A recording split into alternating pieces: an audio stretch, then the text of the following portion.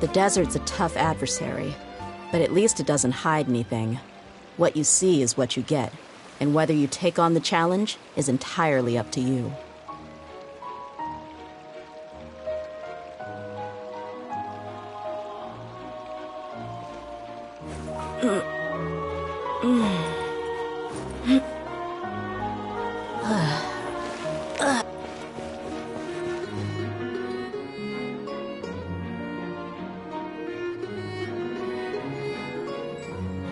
See? Told you they'd be here. Xavier! Oh, and Shiori and Farina too! Ah, Hydro Archon above! If it isn't my darling camera operator and clapper loader! A very happy Fontanalia festival to you as well! I'm guessing you came back to celebrate with us? Yep, and help out too! Even though the last festival had some unexpected hiccups, making the film was still super fun. Since you're all here together like this, you must be planning on entering the competition, right? Of course! A celebration of the entertainment industry. No one who's anyone would choose to sit this one out. It only happens once a year, after all. Fontaine Fashion Week might be more my speed, but the film festival brings in a lot of orders and boosts brand recognition, so I wasn't going to miss out either. A few new awards have been added this year, too. Best Director, Best Costume Design, oh, and Best Camera Operation. Ooh, sounds like we've got work to do. Come on, tell us! What's Musketeer Pictures film gonna be about? Oh, about that. What's wrong, Xavier? What's with that look? Oh, man, you weren't scammed by some shady investor again, were you? No, even I'm not naive enough to fall for something like that again. Besides, thanks to the fine people here, Musketeer Pictures has more than enough funds to shoot without investors. And yet problems persist. Huh? What do you mean? Well, we were planning to replicate our past success and shoot a film based on a popular novel. But as we were holding auditions for the female lead earlier today, a striking young mademoiselle wandered in by accident. Her disposition was simply ethereal, the look in her eyes somewhat melancholic. Oh, I wish you could have been there. The awe I felt can scarcely be put to words.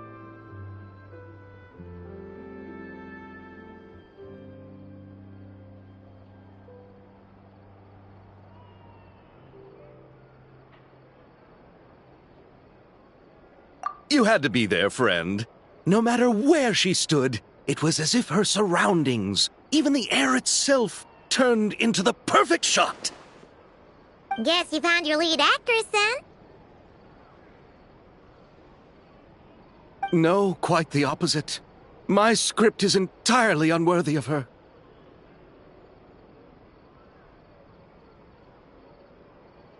I fear it is. Nevertheless, I couldn't help but approach the mademoiselle to ask about her background and what brought her to Fontaine.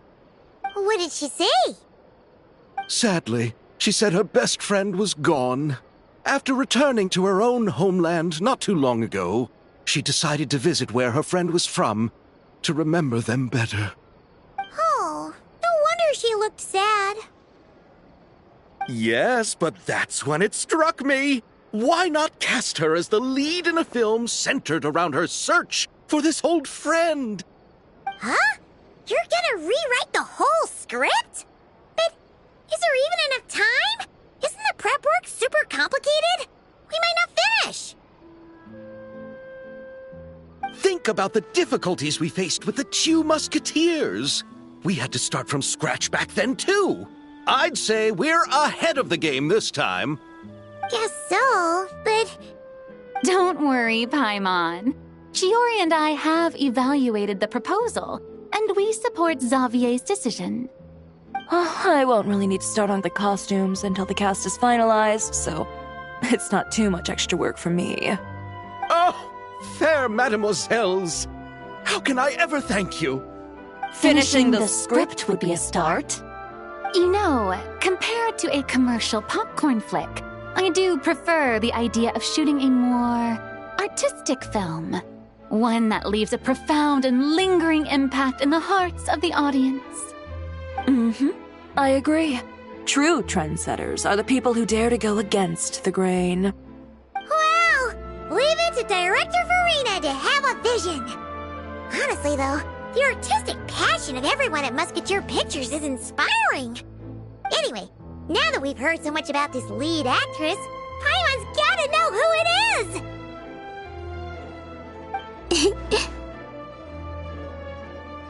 Ah! Columbina! What are you doing here? Hello. I was just walking past when I heard you talking about me, so I came over. Huh? You know Miss Columbina? Of course! Wait a second. Does this mean Columbina is the actress who inspired the whole rewrite?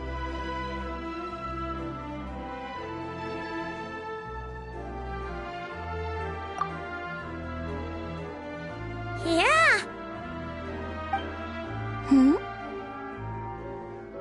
Wait, so did you make the trip by yourself, Columbina?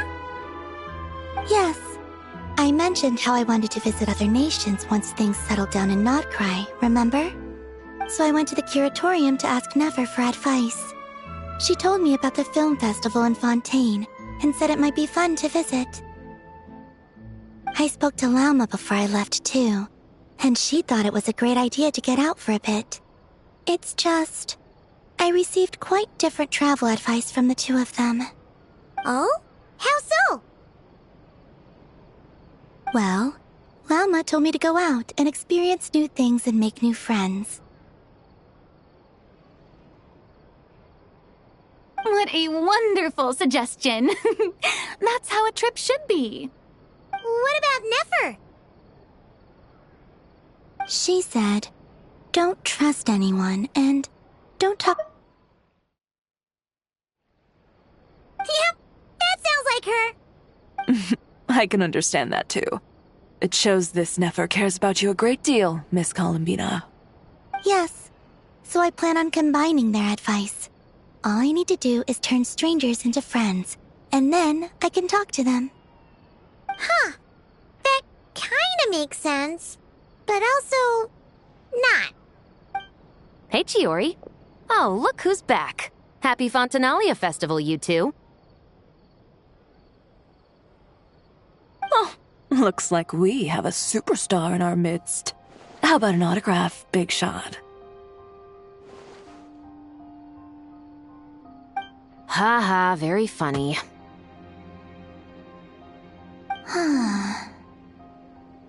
All settled then? Yep, the Duke gave his blessing, and I cleared it with the Udex. During the festival, inmates with good behavior will get a chance to spend some time on the outside. Under the stringent supervision of the Special Patrol, of course. Risley! It's been a while! Happy Fontanalia Festival! Does that mean Veronique and her brother will be at the festival? During a specific window of time, sure. Doesn't hurt to give the inmates something to look forward to.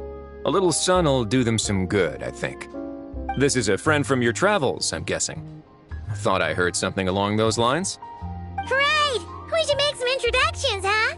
Chevros, Risley, this is Columbina, a friend we met in Nocry.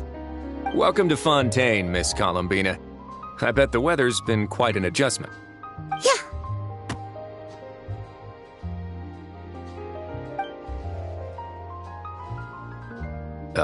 And not the good kind, I take it. No, I quite like it. It's a lot warmer than Nodcry. Then what was the punch for? Oh, should I not have done that? The flowers that bloom here are so vibrant, and the people are so kind. I just wanted to become friends as fast as possible. Ah, so that was meant as a gesture of friendship. Is that right, Miss Columbina? Mm-hmm. Isn't that what friends do? Right. Might have been a Bit premature in this instance, though. Your friend here is quite the character.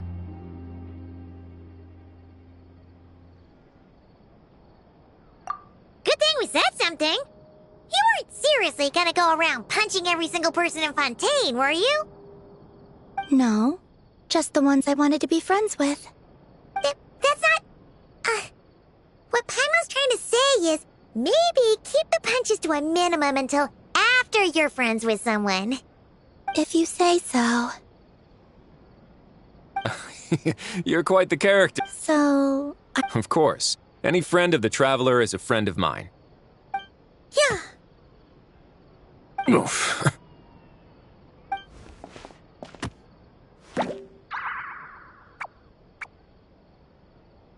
When it comes to friends, you sure know how to pick 'em.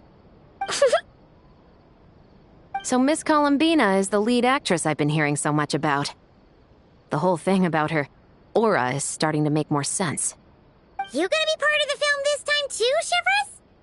That was the plan.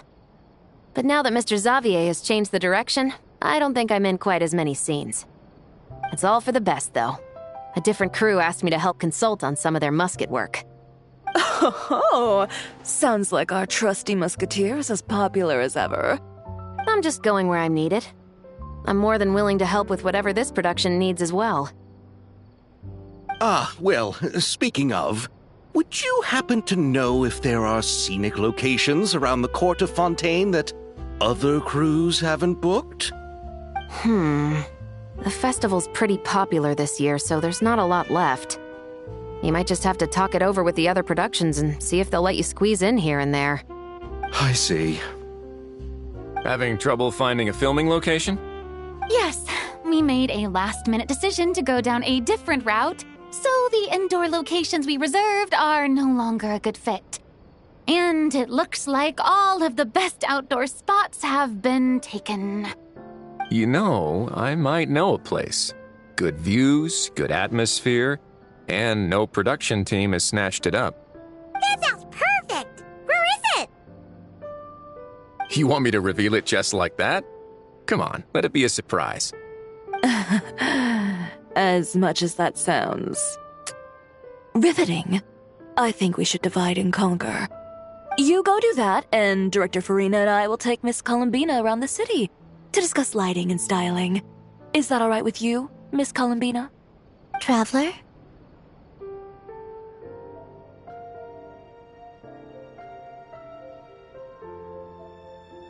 Yeah, everyone here is our friend. So don't worry about a thing and just focus on enjoying your trip. Okay. All right, then the Traveler and I will go check out this potential filming location. It might even give me some inspiration for the new script. I'll leave this to the Duke then.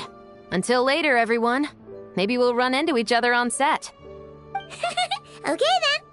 Lead the way, Risley. Paimon's not built for suspense. Let's get this show on the road. Who said anything about roads? Huh?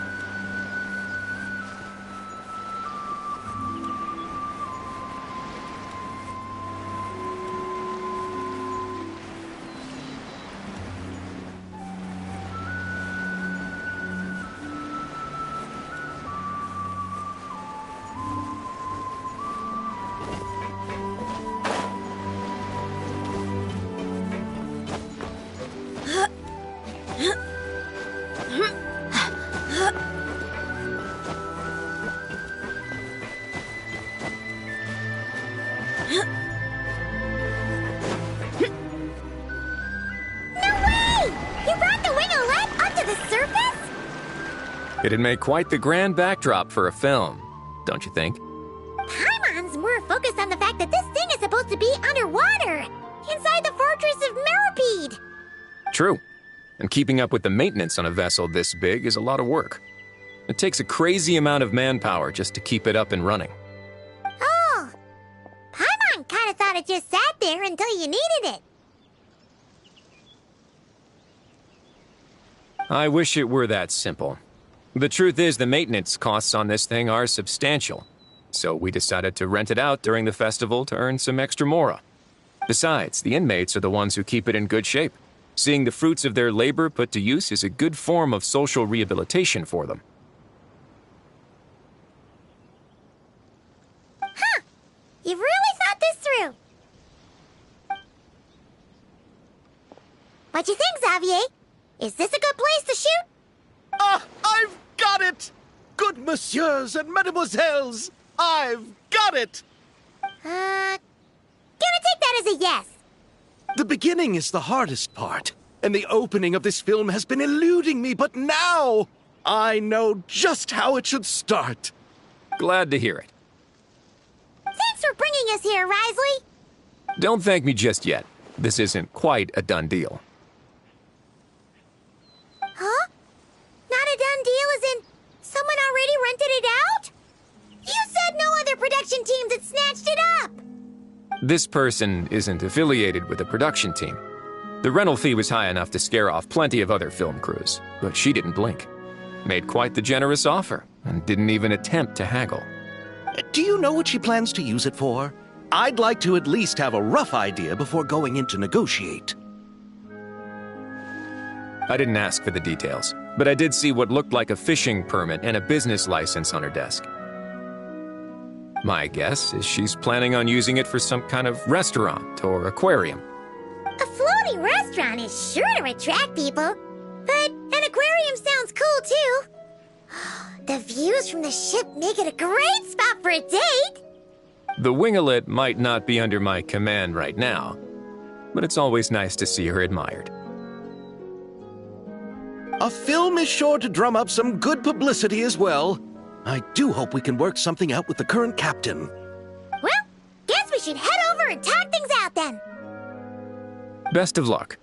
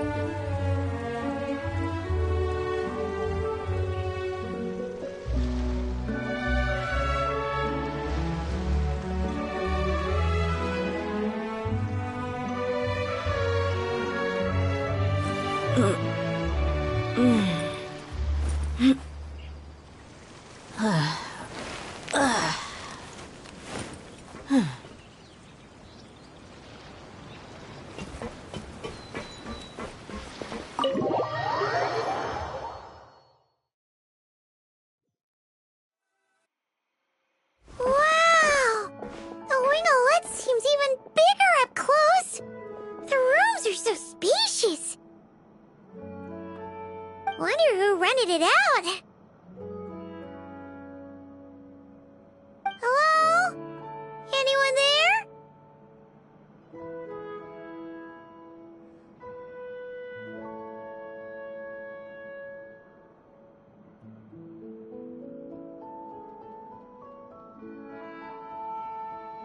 Perhaps the captain had business to attend to elsewhere.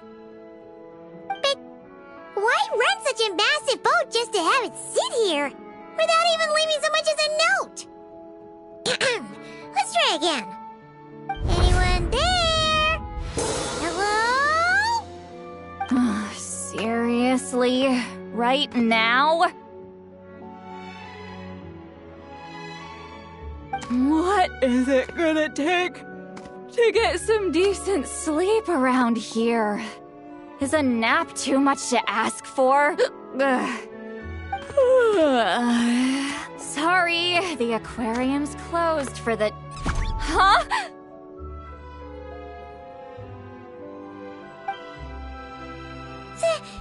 See Lolly? Traveler! Paimon! Hold on.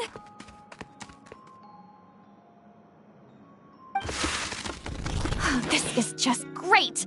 How am I gonna go out dressed like this? What happened to my regular clothes?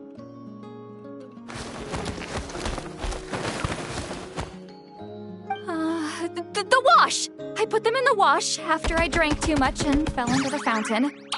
Oh, this can't be happening! Am I seriously gonna go out like this? Think we might have caught her at a bad time.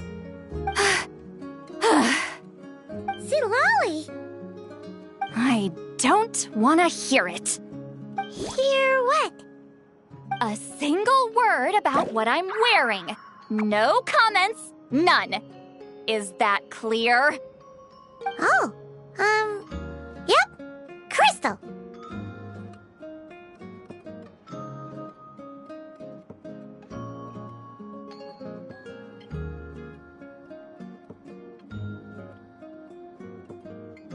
Huh? You think so? No, wait, I told you not to say anything!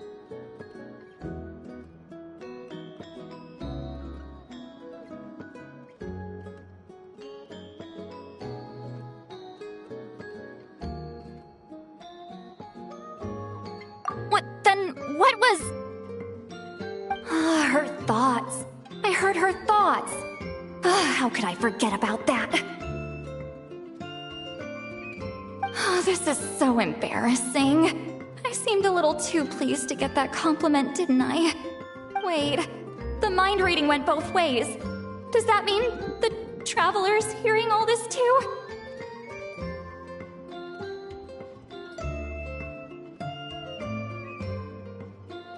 You clearly did! Huh? What did we do? Paimon's not following. Nothing. It's nothing. Let's just move on. Did you need something? You're not here alone, I see. Hello, I'm Xavier, a film director and producer from Fontaine. I meant to introduce myself sooner, I just didn't want to, interrupt. No wonder we ran into each other in Fontaine of all places. You must also be in town for the festival then. That's right! We're helping Xavier with his film. In fact, we were hoping to shoot some scenes on this boat. You're the one who rented it out, right, Seed Lolly? Me? Rent a boat? I wish I had that kind of spare cash floating around. Not to mention the spare time.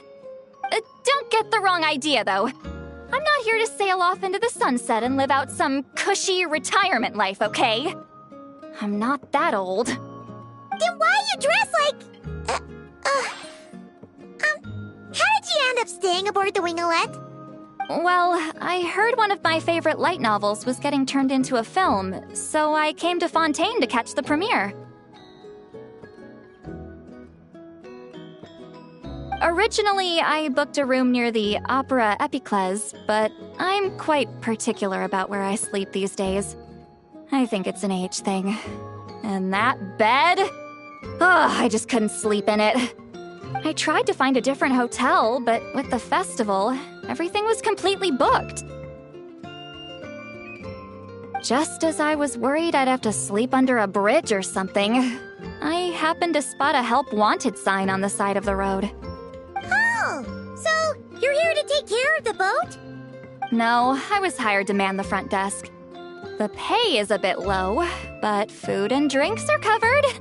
And it includes room and board during the festival. Plus, the job is simple. So I thought I'd give it a shot. Wow!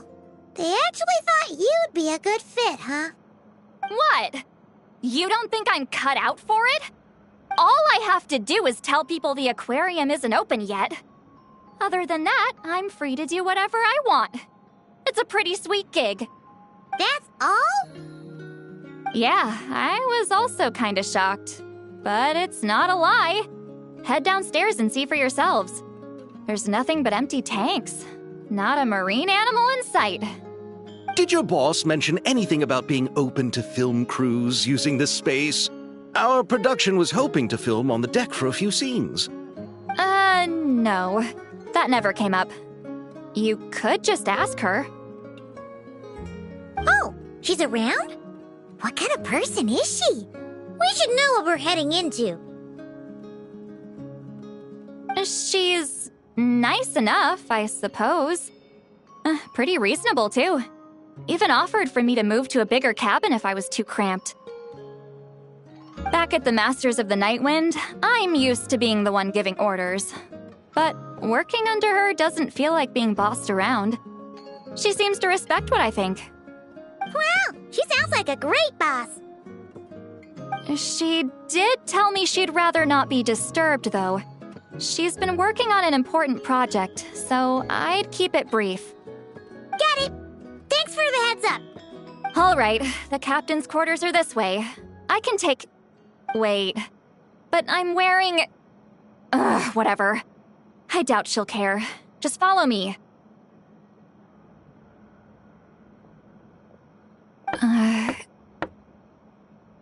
Miss Guillotin? These visitors were hoping to ask you about something.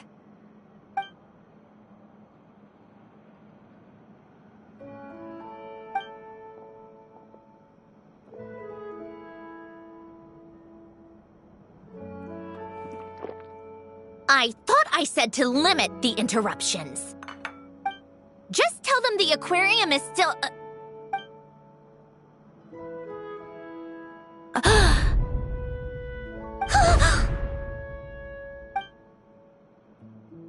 Sandrone, you're here?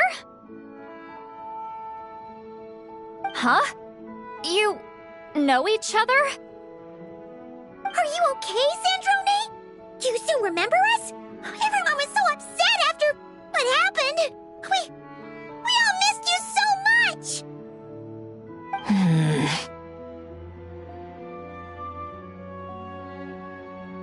Miss Seat Lolly, why don't you escort this gentleman to the reception area for a cup of tea? I have something to discuss with these two in private. Ah, I see. Right this way, Mr. Xavier.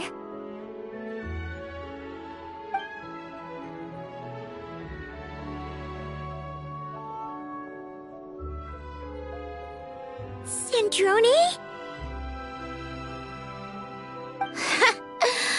I really can't go anywhere without running into you two, can I? Are you okay? During the battle, your core, it was... Destroyed by that bastard Dottore. That's right.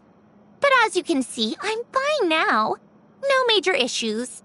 Or at least, there shouldn't be. Oh, what a relief! Why didn't you tell us sooner? Or come back to see your friends? Now that I have the chance, I just want to say... Thank you for saving me. Huh? Don't get the wrong idea. I only saved you so we could complete that formula and defeat Dottore once and for all. Even if he did crawl back from the grave to make us all miserable again. That doesn't matter. You're still a hero. All right. But it wasn't just me. All I did was lend my brilliant mind to the cause and take care of one part of the plan. Although, I'm not denying it would have fallen apart without me. You got that right. You're amazing. But how did you go from From a lifeless pile of scrap to looking like this? Well, my mom was trying to put it a bit more gently, but yeah. Where do I even start?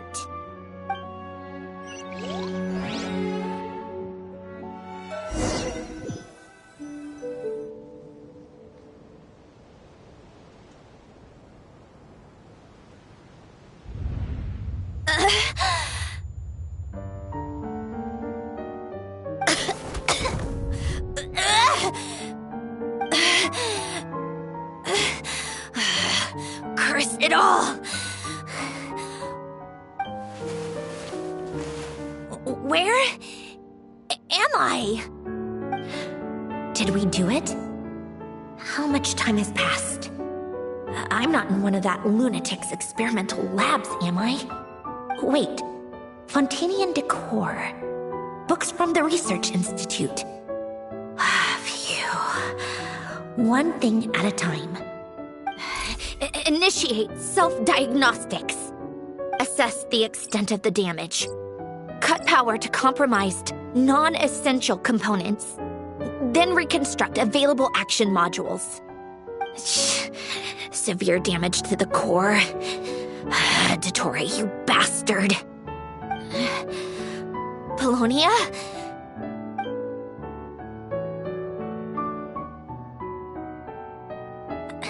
Polonia, wake up! Activate!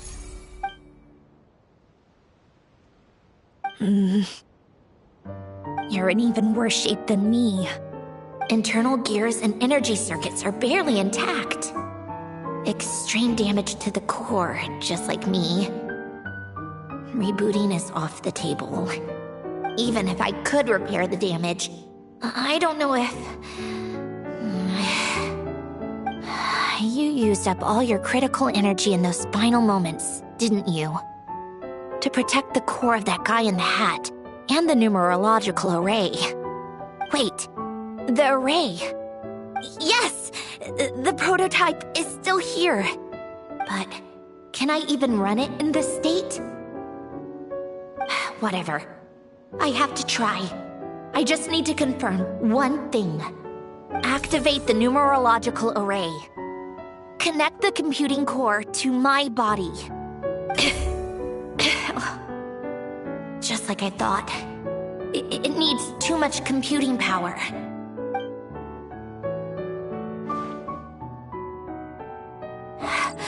Cut off power supply to all functions except the thinking module. Please. I just need to ask one question. Initiate query regarding the 3 moon sisters. How many living moon goddesses are there in possession of the Trilunar Authority? 1. It worked. You did it, Columbina. You made it back. But how did I survive? The self-diagnostics showed damage severe enough to shut me down for good. What triggered the reboot? A built-in message? Only visible after a core reboot. The final gift. Alen! Were you the one who gave me this second chance? But why now? What activated it? What is that? A vision? Wait, no. It's a stellar linchpin?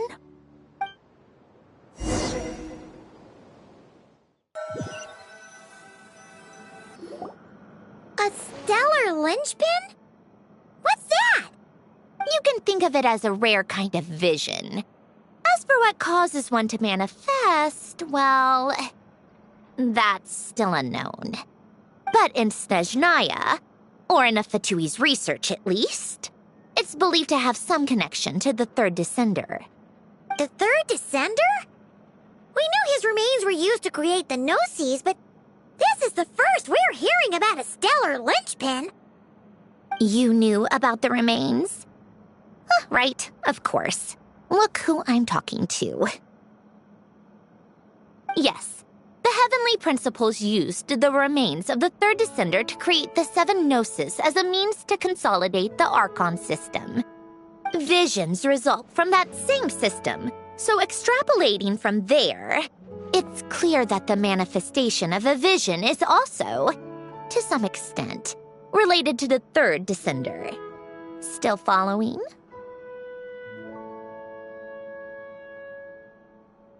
For those that wield them, visions serve as a means to channel elemental power. The same is true of stellar linchpins. The difference is that, when wielding elemental energy, stellar linchpin users often exhibit a unique kind of power that seems to come from beyond to that. It's believed that, when a stellar linchpin manifests, impurities from the remains of the third descender get fixed in place. Hence, the name. That's also believed to be the source of the strange power I just mentioned. We've heard that visions can appear when someone has a really strong wish or desire. Stellar linchpins sound kind of similar, so does that mean... Huh? Oh, don't look at me like that. I've never had any grand wishes or aspirations. Just a list of things that drive me up the wall. So if you're asking why this thing appeared, I have no clue. All I know is that without it, the gift Alen left me, this built-in second chance, never would have triggered. The damage to my core was too severe. But thanks to the stellar linchpin's manifestation, it did trigger. And after my core rebooted, I was able to repair the damage to my body. I also managed to import the numerological array, along with some of Polonia's surviving algorithms, into this form. Wait, does that mean Polonia is... Yes. Unfortunately, Polonia is... beyond repair. Oh, we're So sorry to hear that. But you also mentioned something about a final gift? Yes. Alen often spoke to me about wishes and desires when he was alive. I suppose he thought there might come a day when I wished for something, and was willing to sacrifice my own life to fulfill it. So he left me a chance to start over.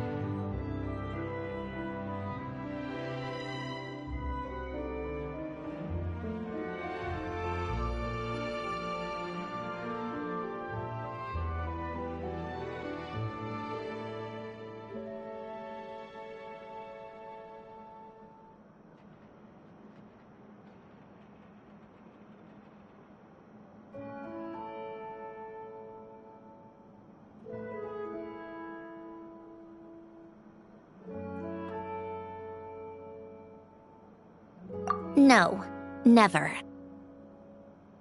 Alen once said I was his proudest masterpiece. That might sound boastful coming from me, but it's also an undeniable fact. After Alen died, I started studying how Polonia and I worked. Polonia is essentially a computational machine, so it wasn't difficult to figure out the mechanical principles there. But when it came to my own structure, that's when Alen, the Lord Artificer's true greatness, struck me once again. I attempted to imitate it when I created Catherine, but in the end, she turned out to be nothing more than a superficial replica. What? But his creation skill, Catherine, is super impressive. We were shocked when we first found out she was a puppet. No, she's nothing compared to what Alen was able to create. Some of the mechanical principles of my own core are still a complete mystery to me. Keeping that gift hidden wasn't even a challenge for him. Just a shame I had to waste it on fighting Dottore. I just couldn't stand the thought of him coming out on top.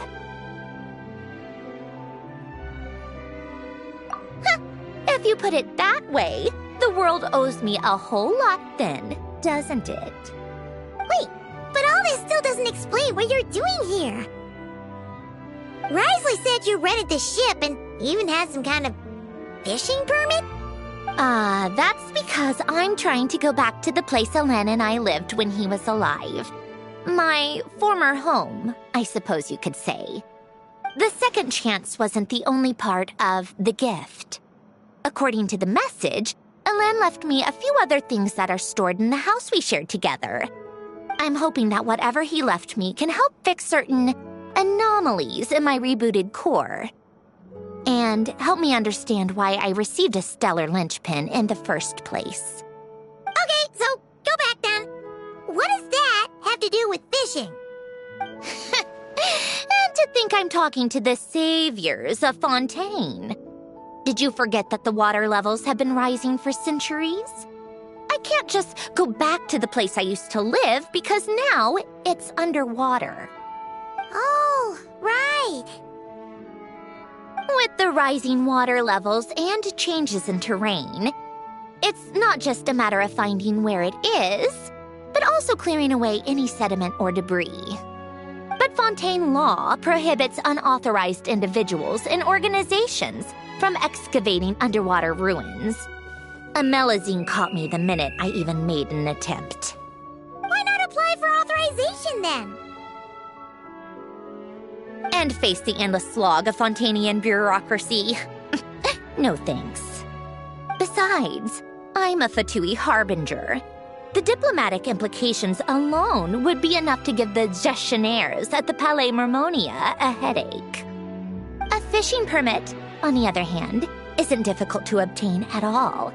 Minimal paperwork required, and under the name Guillotin, the application was a cinch. So you're exploiting a legal loophole? Am I? That underwater home belongs to me. If I happen to chance upon it while doing some fishing, what's the issue with that? Of course, I do have to catch some fish to put in the aquarium, just in case the gestionnaires come to check up on things. That's also the reason I hired someone to man the front desk. Huh? But isn't that kind of a waste? You went to all the trouble of getting a business license and rented out this giant ship, just for show? If you want to run an aquarium that bad, be my guest. Use the facilities however you want. I'm certainly not going to stop you. All I want is to go back home and see what other gifts Alain wanted me to inherit. Hold on. Enough about me. What are you two even doing here?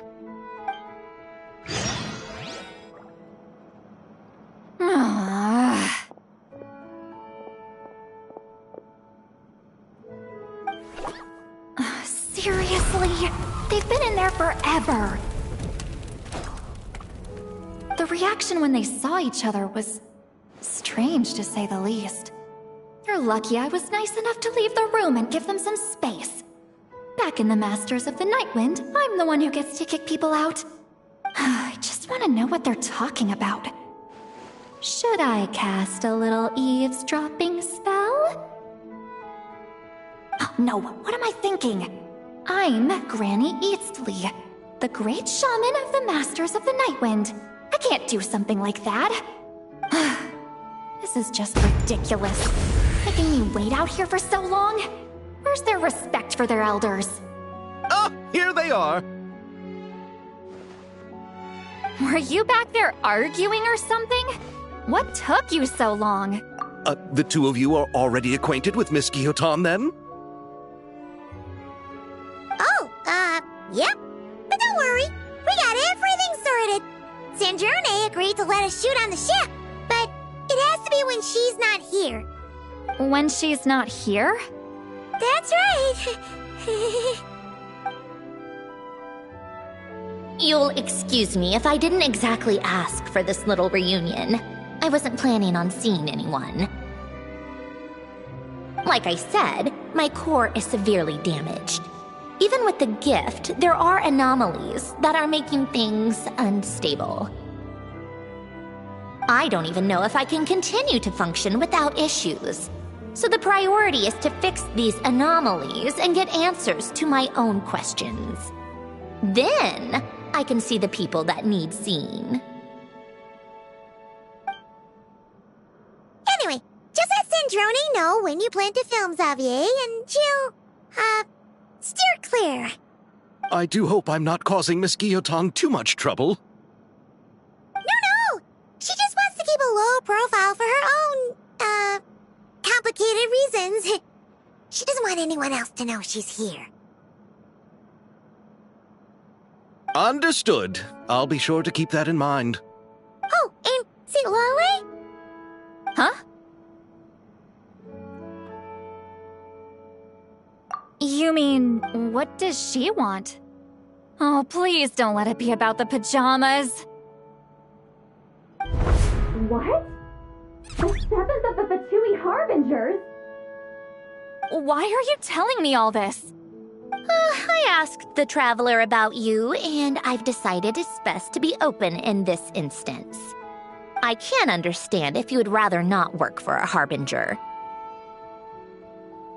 Regardless, the room on the ship is yours to keep. You're an acquaintance of the Traveler, and I plan to honor that. Wait, she's actually nice? It's not a problem. The captain also worked for the Fatui, and he helped Natlan a great deal. We know that there are good people among your ranks. Besides, I've been around long enough to know what it means to earn one's keep. This isn't Natlan, and I don't expect special treatment.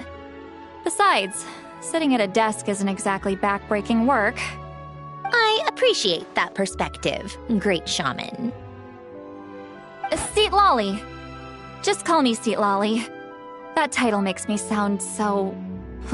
old. Well, Seat Lolly, the Traveler and I are looking for something, so we'll be heading underwater together soon. I'll leave the ship in your care while we're gone. Together? How often? Not too often. We're heading out in a bit, but I'll be available if you need something. You couldn't, go alone? I wanted to, but she was concerned about my physical well-being, so she offered to come with. Guess my mental well-being means nothing then. Huh?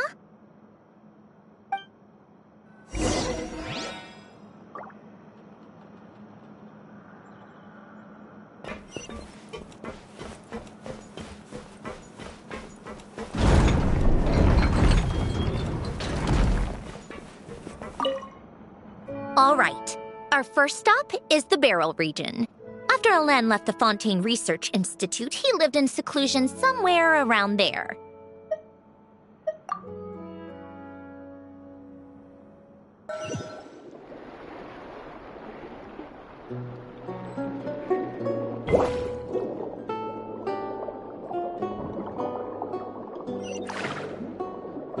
Huh. This place has changed a lot. Guess I really have been gone for a long time. Let's look around and see what we can learn. Oh, and don't forget to catch a few to take back. We need to keep up appearances, remember?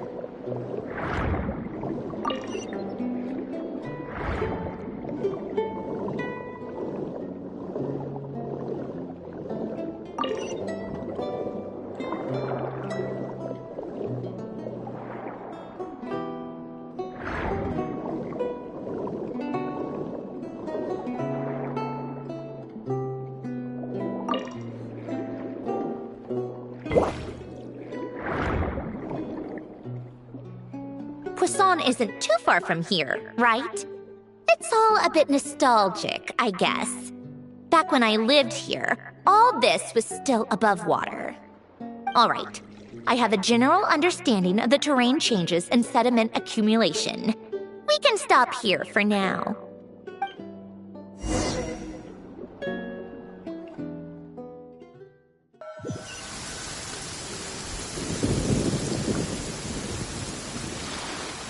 That went smoother than expected. I appreciate the help. No problem. You doing okay though, Sandrone? Seeing your home look nothing like you remember, that can't be easy. I'm fine. Times change. People change. That's the one thing you can actually count on. I made peace with that a long time ago. You should head back and put them in the aquarium tanks. We finished ahead of schedule, so your crew is probably still on the ship. I'll follow in a bit. Right. Xavier said he was gonna test out a couple of shots. I'm sure. I want to take another look around on my own. Okay then. Want us to let you know when the filming is done? No need. Columbina relies on Kuvaki to perceive her surroundings. In Nodcry, her senses are heightened because Kuvaki is everywhere. But here, as long as she doesn't activate her abilities, her range of perception should be equivalent to an average person's line of sight. I figured that out back in Snezhnaya. That's oddly specific. I have hiding from her down to a science. So, what? Things might be a bit different now that she's merged with the Moon Sisters, but I doubt there's been a drastic change. The point is, you two can head back. Don't worry about me. Okay, if you say so. Come find us on the ship if you need anything.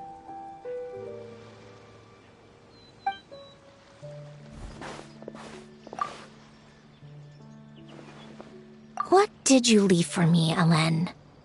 Did you know I would come back? Or did you make it so I would have to?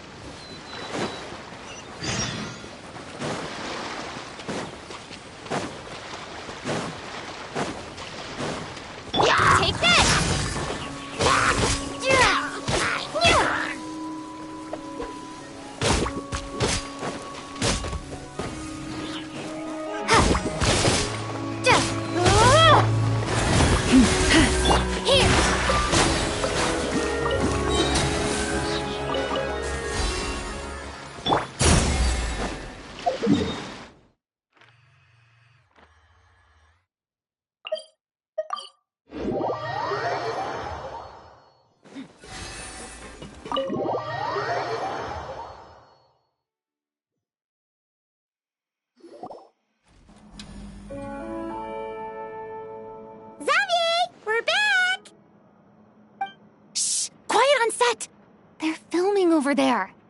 Oops, sorry.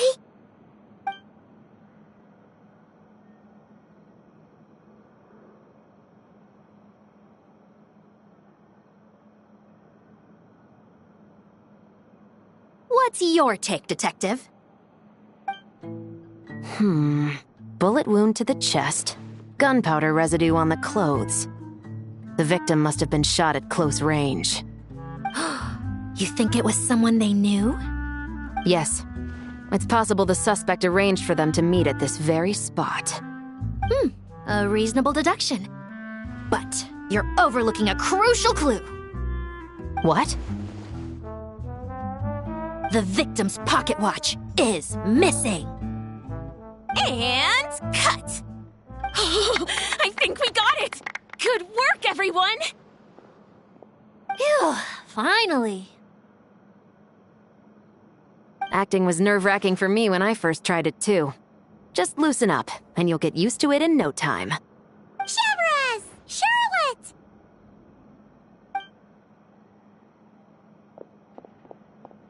Oh, hello there, you two.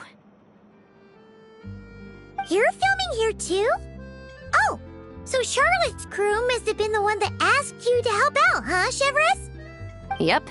They heard about a potential filming location and wanted to come check it out. But when we got here, your crew had already beaten us to it. Luckily, Xavier and our director, Lapine Pauline, go way back.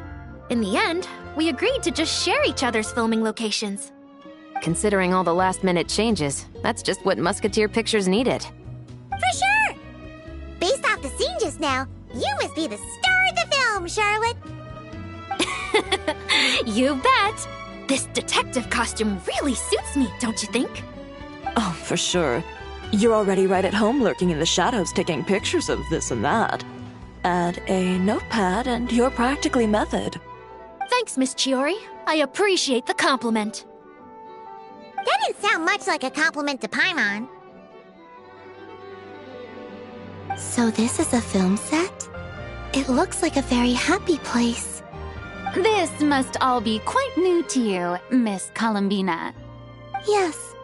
I watched a few films with a friend once, but she thought there was no point if I wouldn't open my eyes, so she stopped inviting me. Looks like I missed out on a lot.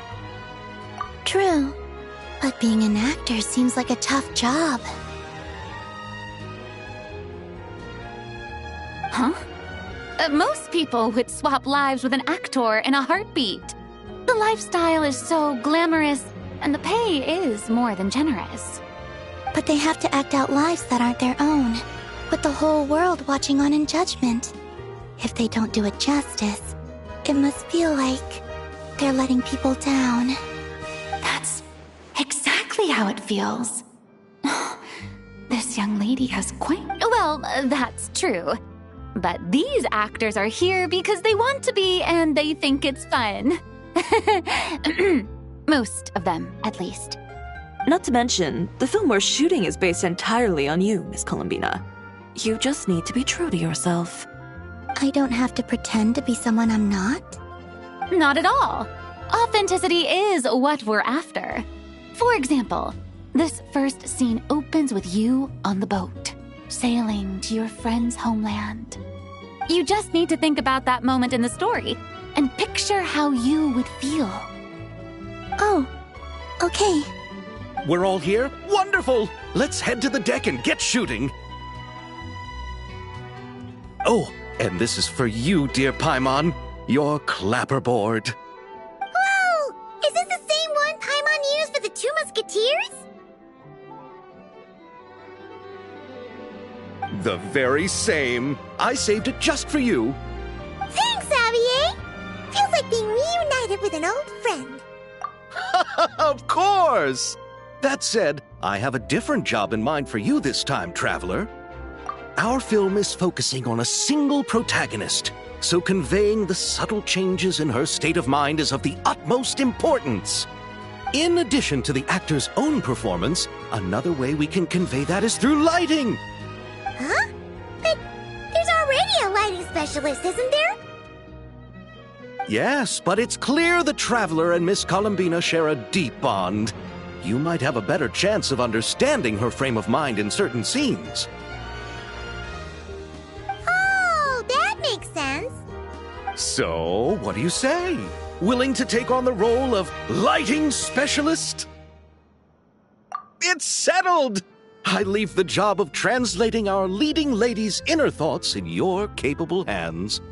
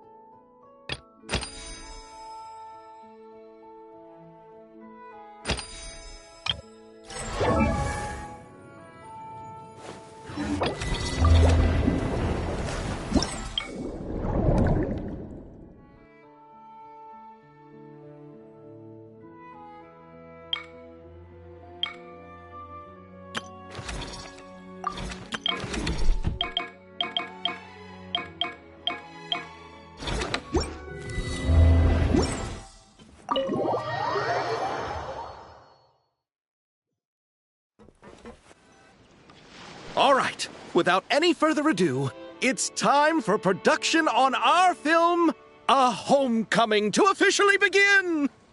Turning it over to you once again, Director Farina. All right. Positions, everyone! Camera operator, clapper loader, get set up. Let me know when lighting is good to go.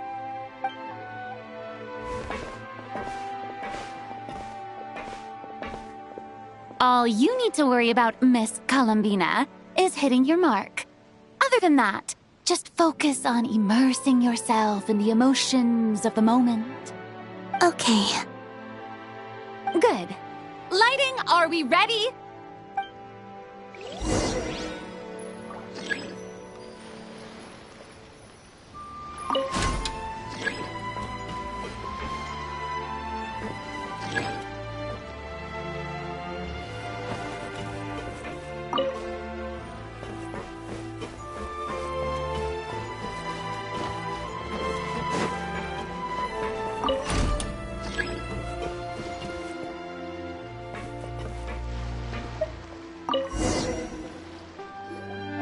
Ready. All right, quiet on set. 3, 2, 1, action. This is her homeland. Columbina.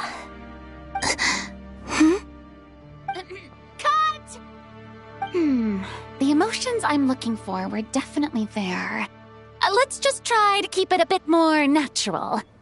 Oh, but definitely keep that gesture at the end. I loved how real it felt. You looked genuinely moved. All right, if you're ready, let's go for another take.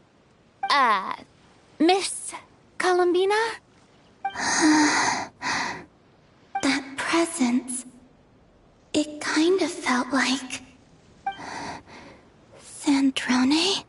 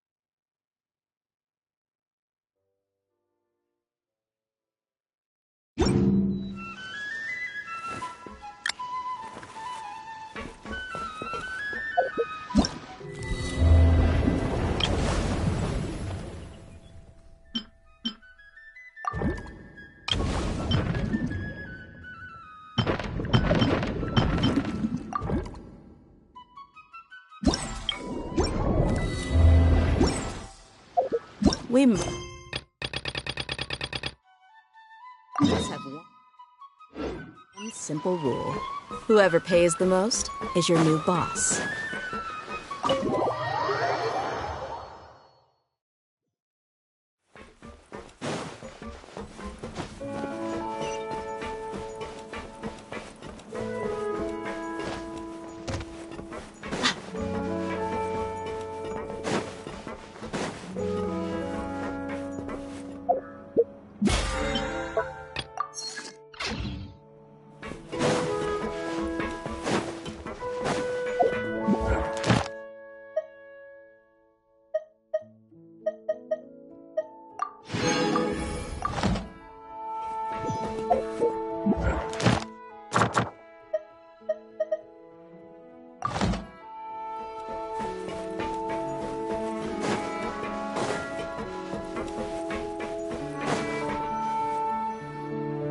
Paimon's having a bunch of fun filling up this aquarium. Since Sandrone doesn't mind, we should definitely catch some more fishies and make this place extra beautiful. Hey, you two. Come over here. Huh? Is everything all right? Here. This is for you. What is it? It's an underwater mobility device I've been working on. Huh? Wow! That's so kind of you, Sandrone. It's just a simple mechanical device. I saw the way you were catching fish and... how should I put this? It seemed somewhat... unsophisticated. To be perfectly frank, I found it quite difficult to watch. Was it really that bad? It was inefficient, unskilled, and completely and utterly inelegant.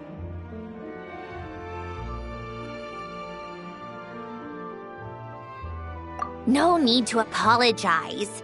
Everyone has their own ways of doing things. But seeing as you plan to keep adding to the aquarium, it might be best if you use this device. The waters of Fontaine are home to more than just harmless ornamental fish. There are plenty of predators who could do you some real harm. This device... All right. Oh, and if you're going for a swim, go now. And don't forget to tell me what you think of the device. I can always make more adjustments if you have any feedback.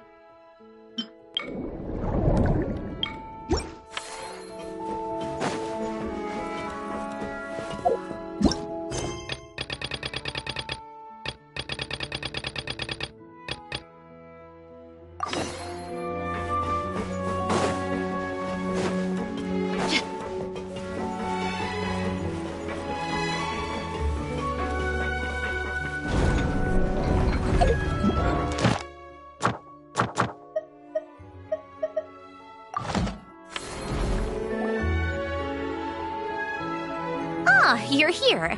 We should get going then. Xavier and the others should be filming soon. How's it going?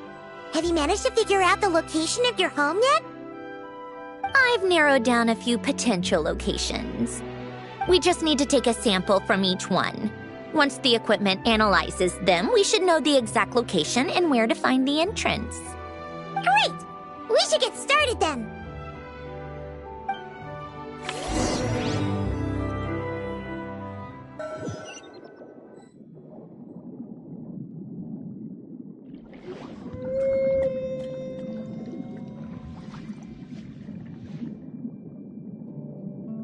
All right, let's get a move on. That should do it. Let's head back. The filming should be just about done. We made good time. We might even know the location by the end of the day. You sound pretty happy about that. Do I? I suppose I've just had enough of these anomalies I've been dealing with. The sooner I can fix them, the better. Anyway, enough chit-chat. We have work to do. Oh, but let's head in through the side door. I don't want to run into the crew on the deck.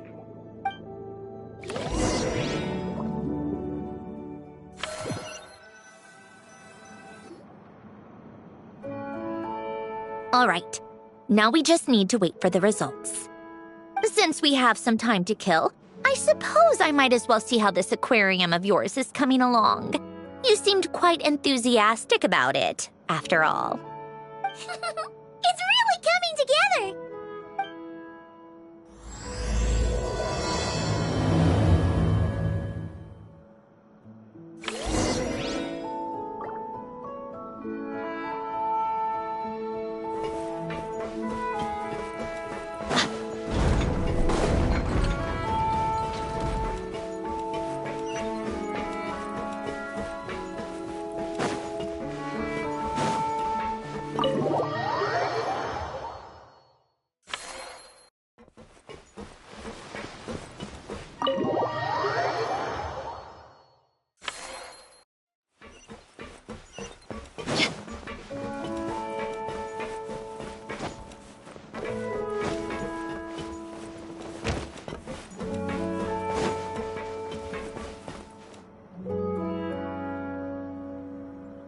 Oh, kind of impressive, actually. These must be the ones we caught the first time we went underwater. Like it? It's fine, I guess. Nothing special. Come on! It sounded like you really liked it just now. You're that proud of it? Is this a sense of accomplishment or something? Well, yeah. And it's pretty.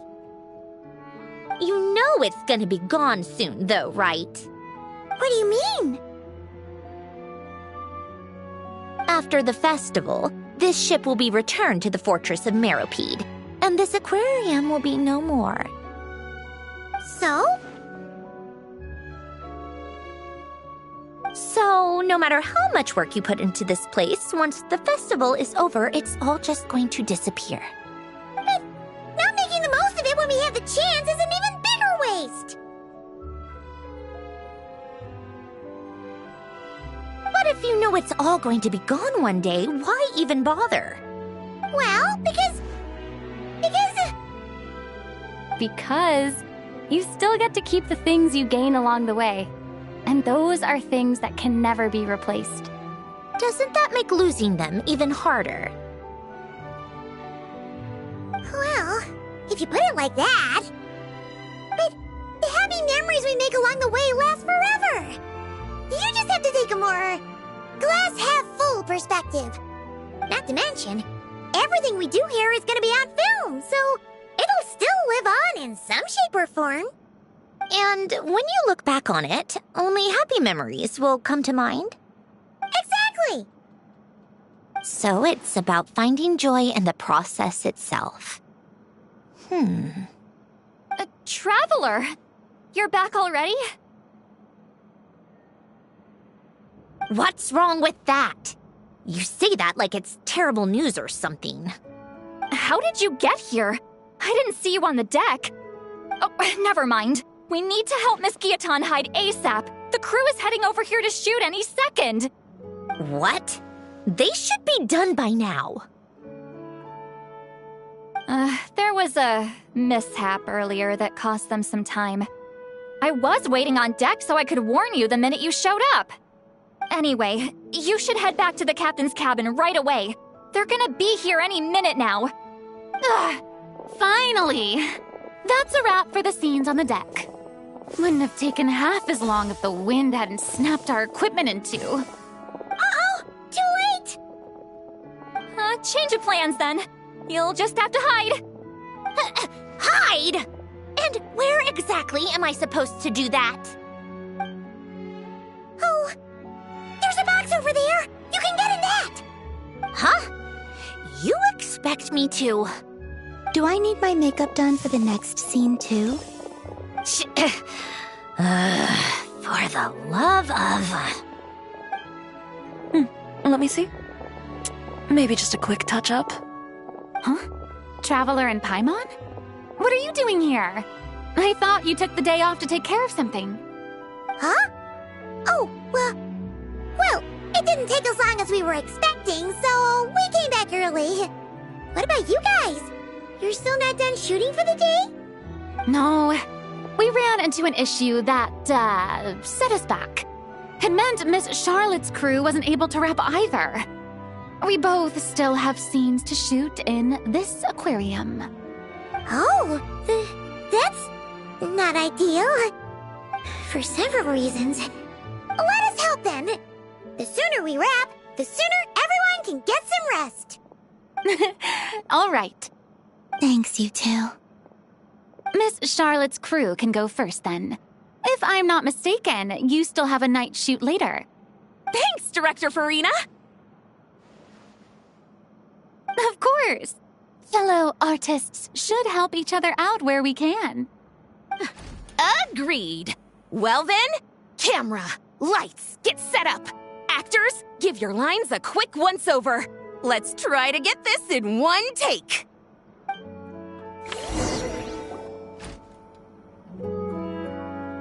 All right, places, everyone!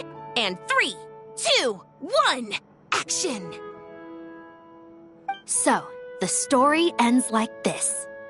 But when Duke Saint Germanus departed, he clearly said that everything was beyond redemption. Huh? That sounds familiar. Wait, it's from that novel I came across while researching the numerological array. He's only a genius when it comes to mechanics, and everything else, he's just an ordinary person. Huh? What was that noise? Whatever, I'll just fix it in post. Miss Jacoba, please don't speak as if I were the accomplice. Not so hard. This box isn't sturdy enough for that. This is why I keep saying, don't put too much trust in Clockwork Mecha. Unlike humans, machines don't have a heart. A heart? That's right. It's what's on the inside. It's also referred to as someone's soul, or likened to free will. You can think of it as a person's core, what makes them unique. In general, though, people don't believe machines are capable of having a soul. You said my emotion module was faultless. It is, but that's not quite the same thing. Do you think I have one then? A heart? I don't think so. I know so.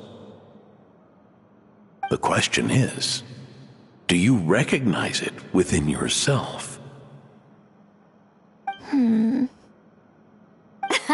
That's where you're wrong. I can't believe this. Forcing me to hide in a box and listen to this drivel. Me. In the end, clocks tick through tranquil years. Fish swim in crystalline springs. No matter how grand a dream is, it will fade away like this. Forlorn, wordless, silent. And cut. That was a long one. What did you think? If she makes them do another take, I'm going to flip a lid. And not just the one to this box. Oh, there were some weird audio things going on, but acting-wise, it was great. It's a keeper. Perfect. That means I can get out of this box. it's our turn.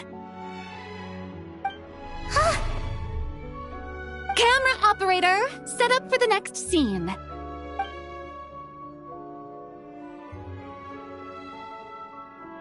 In this one, our protagonist peruses an aquarium in a foreign land and gets swept up in memories of her friend.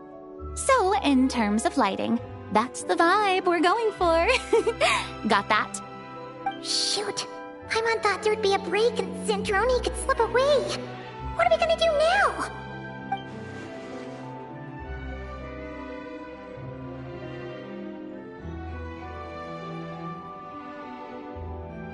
Break a leg! Yep, we're headed off to shoot our next scene.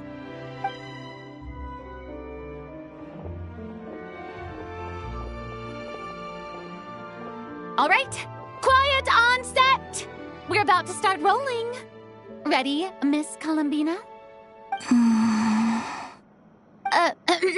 Miss Columbina? I think she would like this. Quick, we should roll on this. It doesn't forage with the others, or prey upon its smaller kin. Instead, it remains where it is, cradled in the coral's quiet beauty, as though the raging cyclones above are of no consequence. And yet, she still stood before the cyclone in the end. So I think that story has it wrong. She is no different than us. She has a heart. Columbina.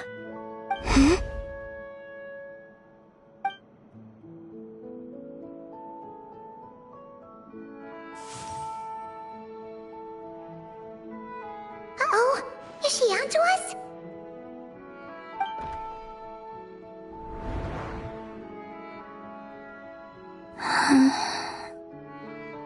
What is she doing? Cut! You okay, Columbina?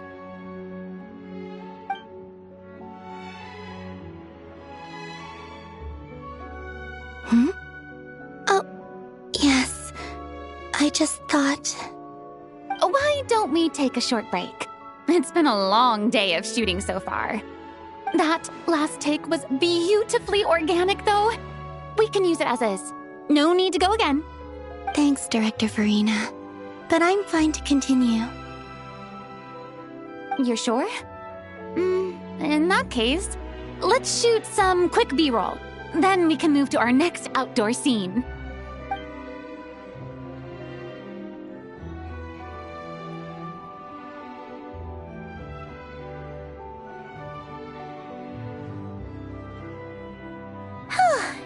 We're in the clear this time.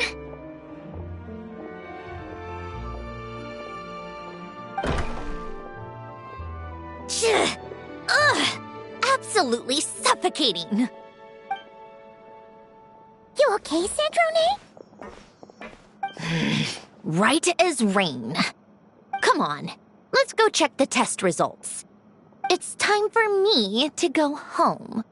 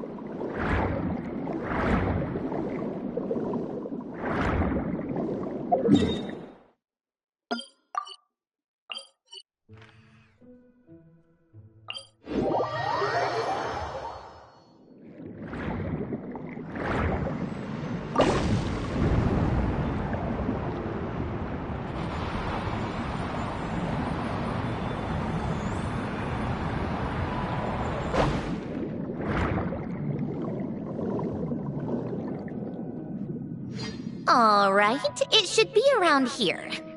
Give me some space. I'll activate the water insulating mechanism.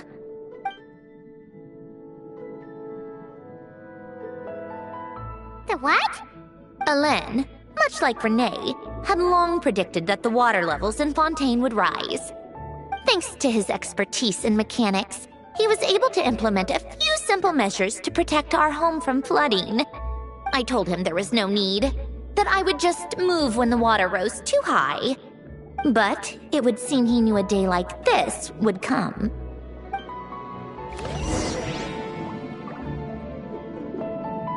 All right, the silt has been cleared away.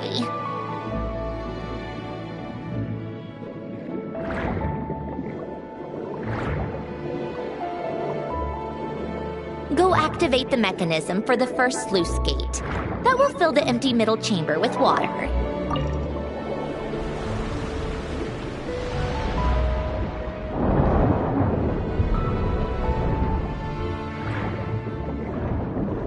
All right, now turn on the drainage mechanism in front of the second sluice gate, and this chamber will become empty once again.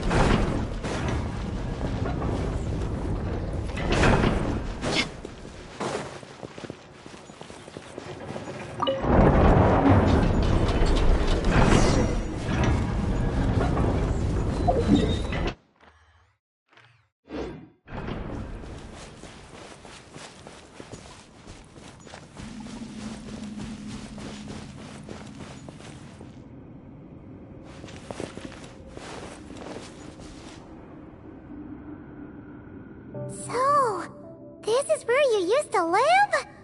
It's beautiful! There's even a garden! Back when I lived here, it was my job to tend to the potted plants and flower beds. Still growing strong even after all this time. Who would have thought? If the weather was nice, I would take Hélène out in his wheelchair and we would go for a walk. Before long, we started bringing Polonia along too.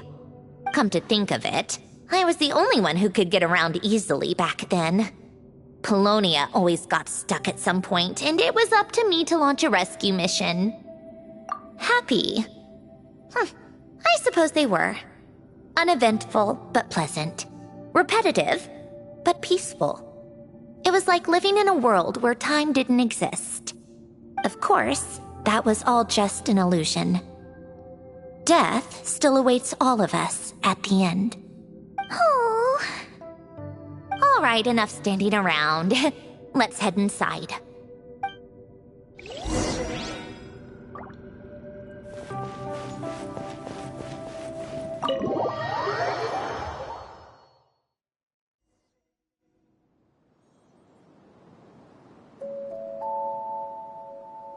Yep, this place is exactly how I left it. Nothing has changed. What is it? Huh? How did you get... Oh, Arlecchino gave it to you, didn't she? And you... read the whole thing. Just so you know, a lot of that was written a long time ago. At that very desk, to be exact. Anyway, since you've already read it, you should just hold on to it. I can always start a new one. Well, feel free to look around. I'm going to start looking for the gift Elen mentioned. Oh, but be careful with the stuff around here. I'm not saying you can't touch anything. Just try not to choke on the dust. Coffee. Tea.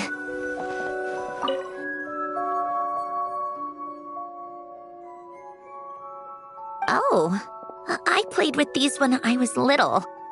During the first few months after I was created, I mean. At first, Elen and I would play together, but it didn't take long for me to become unbeatable. So, Polonia and I played together instead. Yeah, these don't look like Paimon's kind of games. Logic and math puzzles? Those happen to be my specialty. It's been so long.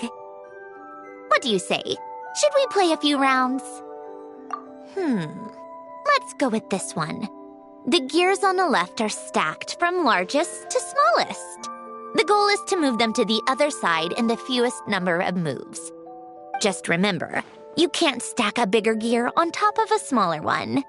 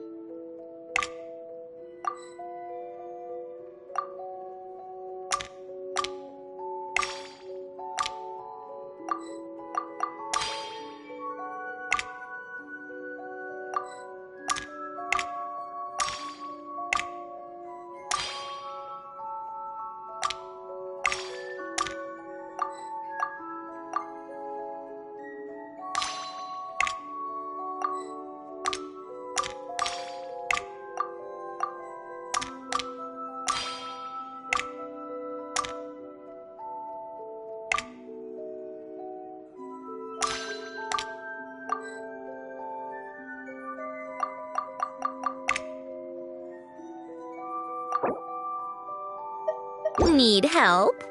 You seem stuck. This should go here, then this here, and done. Well, what did you think of the game? Well, these kinds of puzzles aren't for everyone. I suppose my upbringing wasn't exactly conventional in that sense.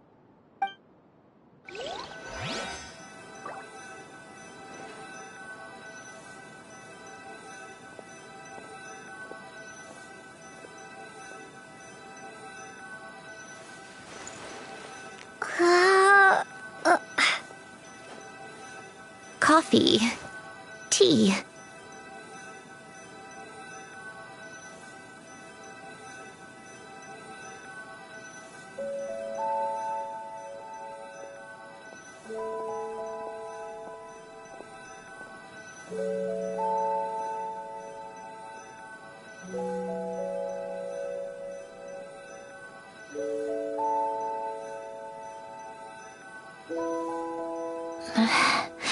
Polonia.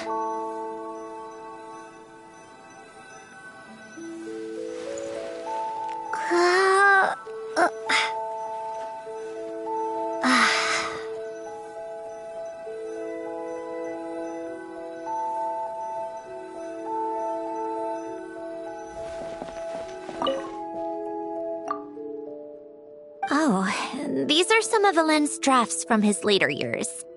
Just casual doodles, really. And these are just some unimportant letters. I couldn't be bothered to sort through them before I left.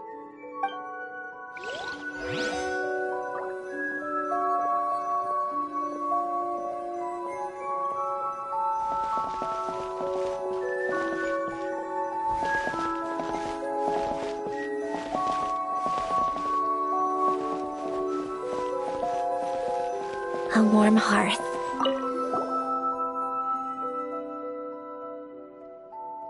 Wait, the people in this picture look kind of familiar. Oh, this was taken when Alen and Renee were both still at the Fontaine Research Institute. Before their falling out. In his later years, Alen would often sit by the fireplace and stare at this picture, wearing an expression somewhere between guilt and longing. He said he sometimes regretted not helping his friend when he needed it most, even if just to stop him.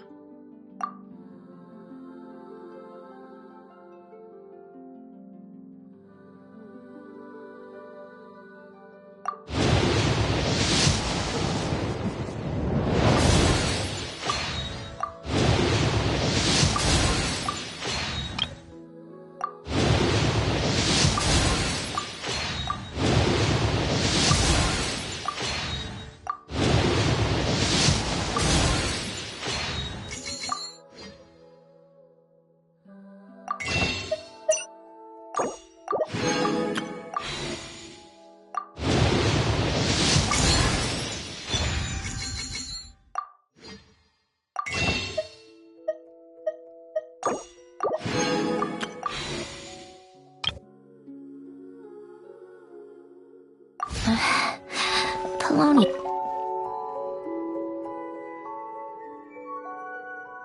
This was Alen's workbench. Later on, of course, it became mine. It's where both Polonia and I were brought to life. Before Alain was bedbound, this is where he would teach me about mechanics. I would sit and listen, chiming in with questions here and there. Later on, when he got too sick, I took over and would work on Polonia here. Wow! This house is filled with so many memories! It's so cozy and charming! You should have seen it in its prime, when people actually lived here. A lit fireplace, a steaming cup of coffee. That's the real deal. You know, we also used to have a mechanical piano that Alain built. Ooh! How chic! Alain never played it much. He probably wasn't able to at that point. But I managed to teach myself. Music theory is essentially math after all. Once you learn the patterns, it's not really that difficult. I loved perusing Alain's collection of classical music. The chords and harmonies felt like individual mathematical puzzles. It was fascinating, so I did some composing as well. But as Alain continued to deteriorate, even the sound of music began to grate on his nerves. So I got rid of the piano. Aww. Back then, I assumed a piano was like an ordinary clothing rack, commonplace in every home and easily replaceable. It was only after I left that I realized how hard a good piano is to find.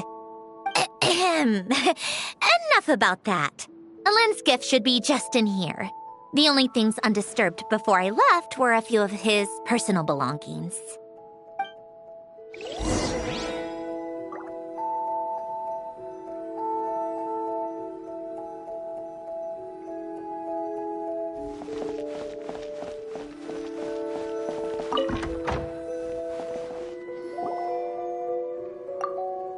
Wait, there's a hidden compartment at the back of this box.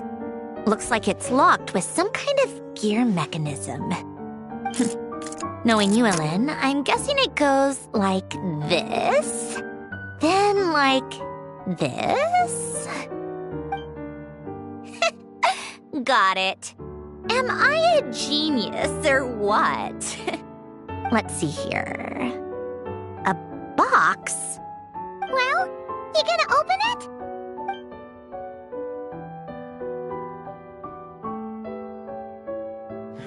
It's heavier than I was expecting.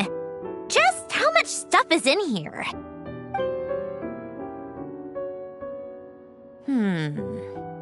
A letter? And a bunch of junk underneath it. None of it seems that important. Wait a second. This should be it. A cube? It's a multidimensional algorithmic core. Alain would use it to store information. Only Polonia and I have access. All right, I'll start looking into the core and the letter. Feel free to go through the rest of the stuff and see if there's anything useful.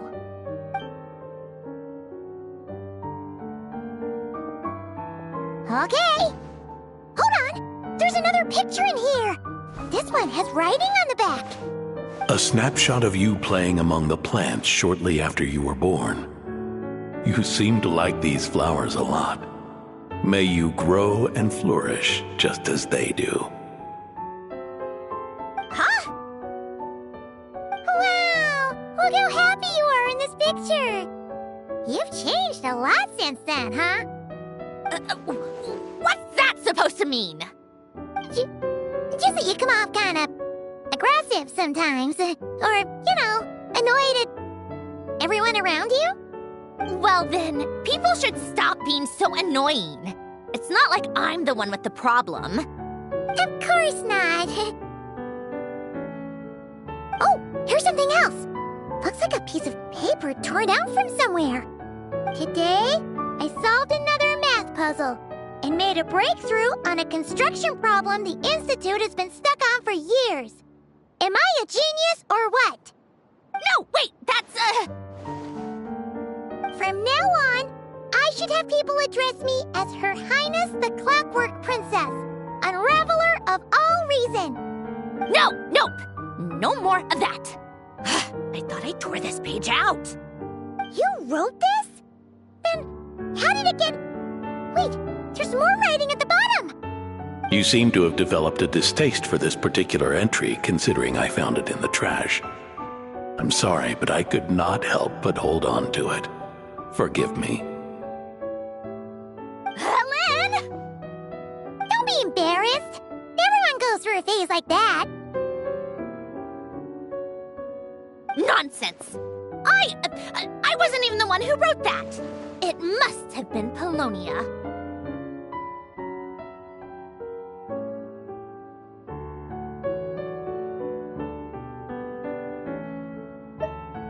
That's enough. I told you it was Polonia. You know what? We're done with this. No more rifling around in the box. Just put it down and let me read the letter. To my little clockwork princess.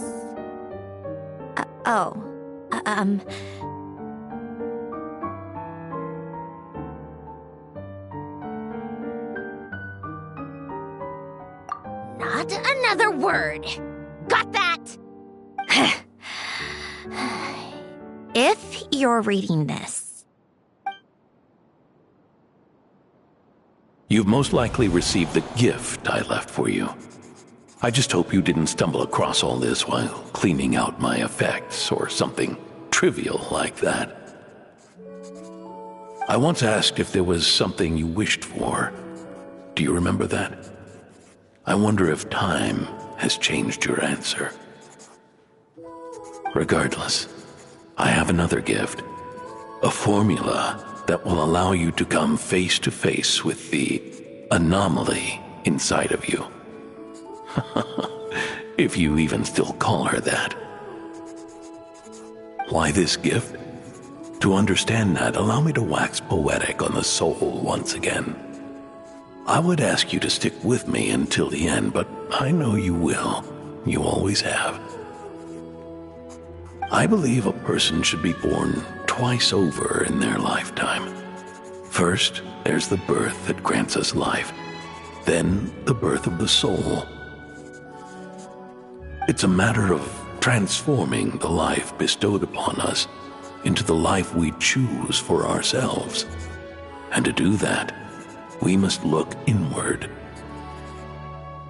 We must make a conscious choice to define the meaning of our life instead of allowing the happenstance of our existence to pass us by.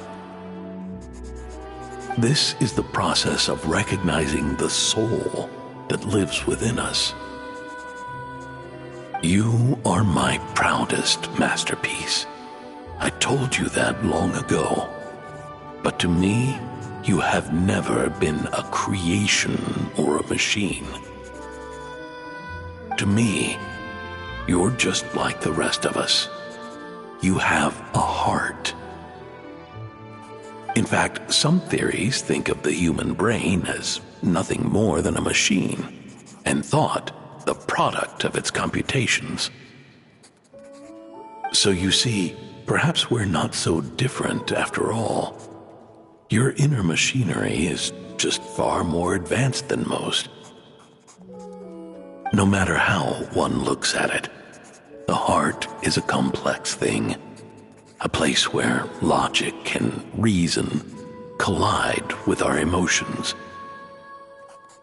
Your computational capacity allowed you to become sentient and develop logical reasoning. But it also granted you something that, on the surface, might seem contradictory. Emotion.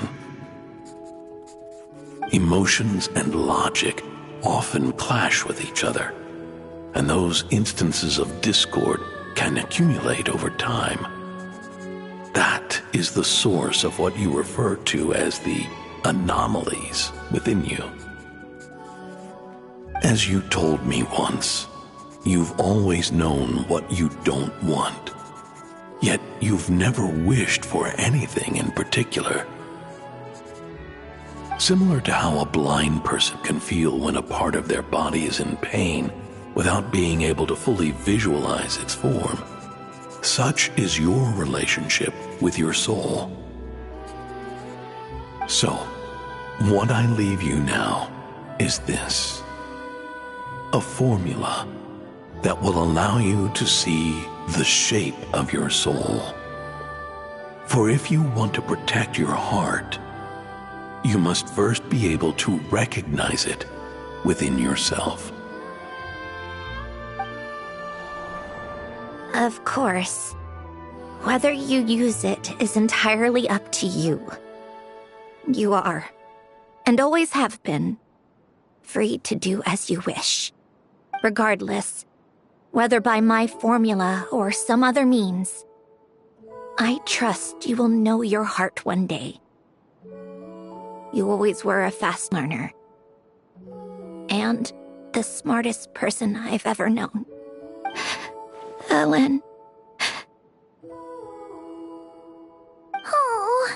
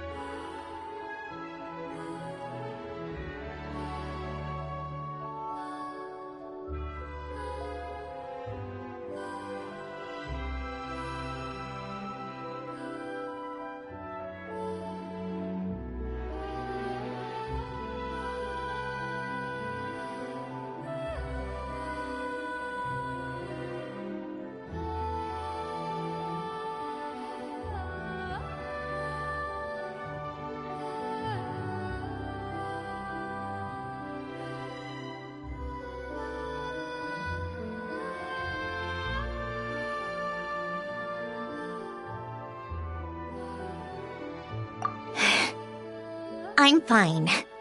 I've already figured out how this formula works. Let's get out of here and then we can use it. You made up your mind already? You're gonna do it? Why wouldn't I?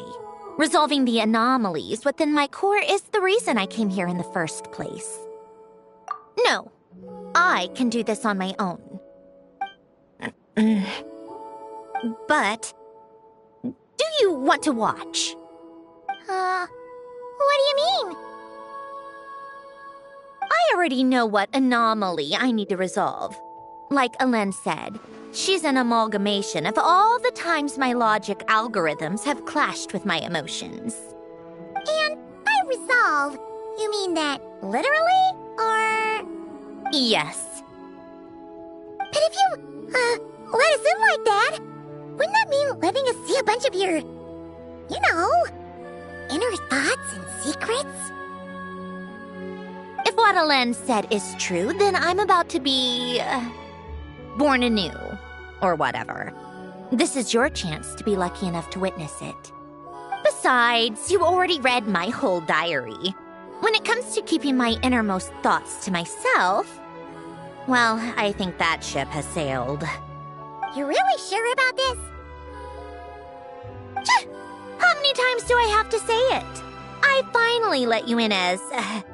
friends, and you want to question it. I'm not gonna offer a second time. Enough with the mushy stuff. Just follow me.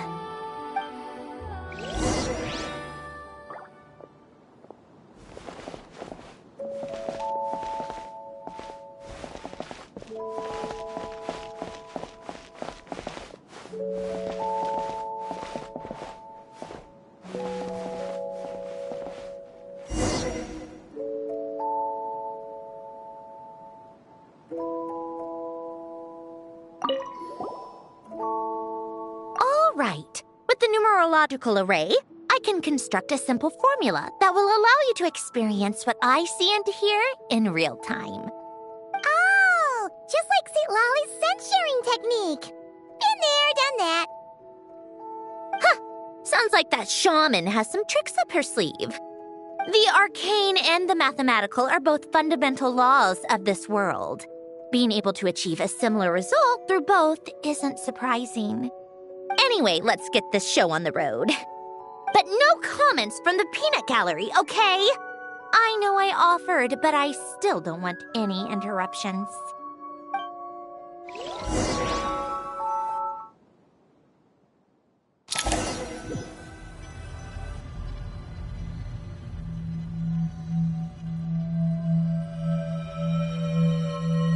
Is this my heart?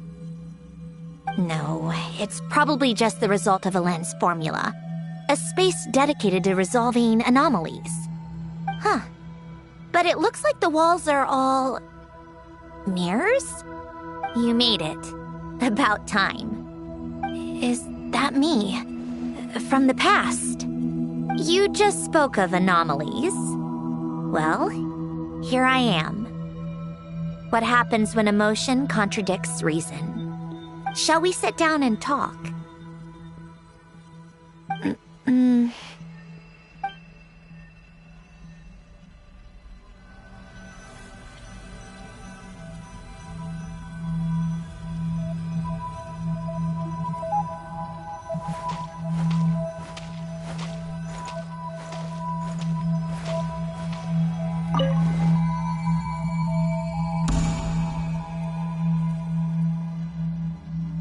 That should do it.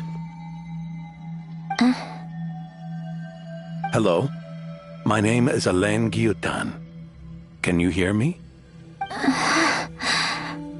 Brings back memories, doesn't it?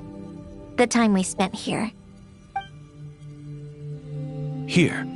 I want you to have this. A notebook? You can use it to write things down. I don't need to write things down. I have unlimited memory. Even so, some things are more important than others, right? You can use it to write about the things that matter. So you wish me to carry out a basic priority sorting operation? I suppose you can think of it like that for now. But journaling is also an act of finding oneself. Much like we use wooden stakes to guide a plant to grow in a certain manner, what we choose to write down gives the soul much-needed direction. In the act of choosing what to forget and what to hold on to, we decide what kind of person we want to become. I don't understand. Like I said earlier, I don't need something like this. This is where we were born. Where our life began.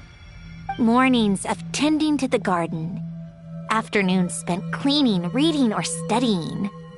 Evenings of cozying up by the fire, listening to Alain share stories about his past. Alain. What is it? What are you drinking? Oh, this? It's coffee. It, makes me more productive. I want to try it. Oh, okay. Here.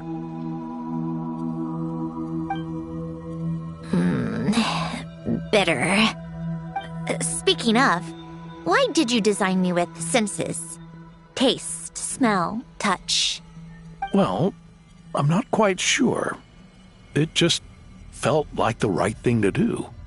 I suppose I hoped you might have a life of your own one day, and that you deserve to experience all life has to offer. Oh. Still bitter. But the smell is nice. I thought those peaceful days would go on forever.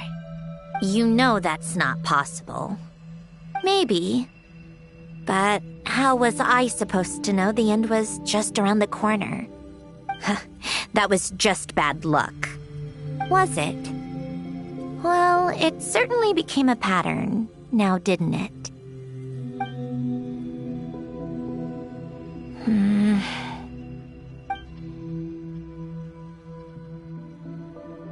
Over time, one of the habits we picked up from Elen was a love of coffee. We even took to hosting tea parties. A machine acting like a human. Kind of laughable, right? I suppose that's just what I'm used to. Yeah, that's just what we're used to. Hey, this place isn't half bad. Great spot for a party. More and more people seem to be showing up to my tea parties uninvited. Anyone care to explain? Can you blame me? I saw Columbina leading Capitano somewhere, and I had to see what that was about. I had simply asked Columbina where I might find Arlecchino. I have business to discuss with her, and Columbina suggested looking here. Tartaglia and I were unaware that this was a private gathering. Apologies for the intrusion. It won't be for long. Whatever. Just add it to the list of annoying things that have happened today. What's one more? Since you're here, you might as well stay for a cup of tea. See? Told you she wouldn't mind. Much obliged, Sandrone. Well, look who we have here. Good thing I brought extra desserts. This has turned into quite the occasion. Capitano, I was just about to go find you. Pardon the intrusion. Rest assured, I won't sully your gathering with talk of work. We can have our discussion later. Spoken like a true gentleman. A certain unmannered 11th seat could learn a thing or two. You know, you really should start being nicer to me, Rosaline. Or I might just snatch that 8th seat right out from under you. I'd like to see you try. If you're gonna fight, take it outside. The only mess I plan on cleaning up is tea-related. I still don't understand how our quiet afternoon turned into such a crowded gathering. One by one, people just kept barging in. And then, one by one, they left without a word. Yeah, pretty annoying, huh?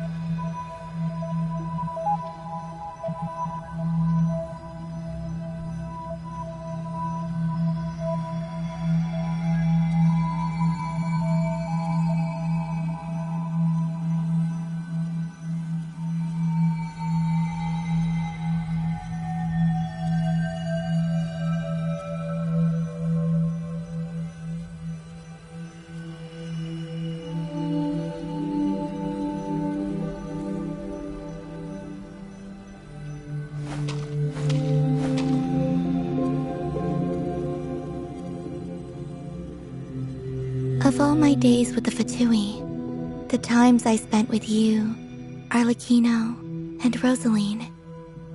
They were my favorite. Goodbye, Sandrone.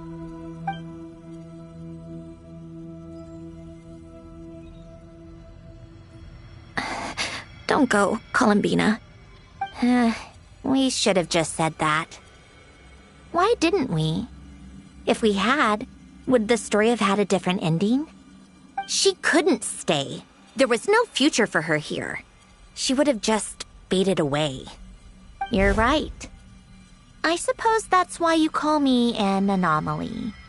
Every time you make a decision, there's a voice inside your heart. My voice, asking to contradict all logic and reason. Why didn't we make her stay? Is it worse to fight for something just to lose it? Or not to have fought at all? Don't you find it unfair? One by one, we keep losing the things we care about the most.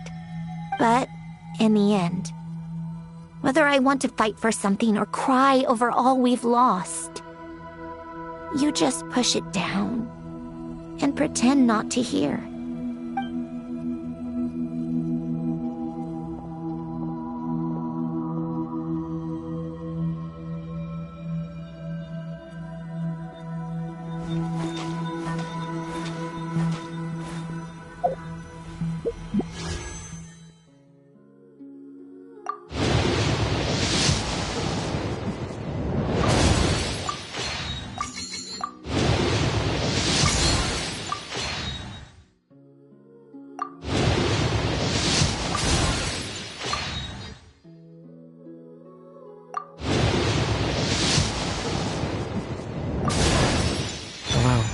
My name's Fremine. I'm a diver. Oh, no need to shake hands. I mean, no need to be so formal. If you need help surveying underwater...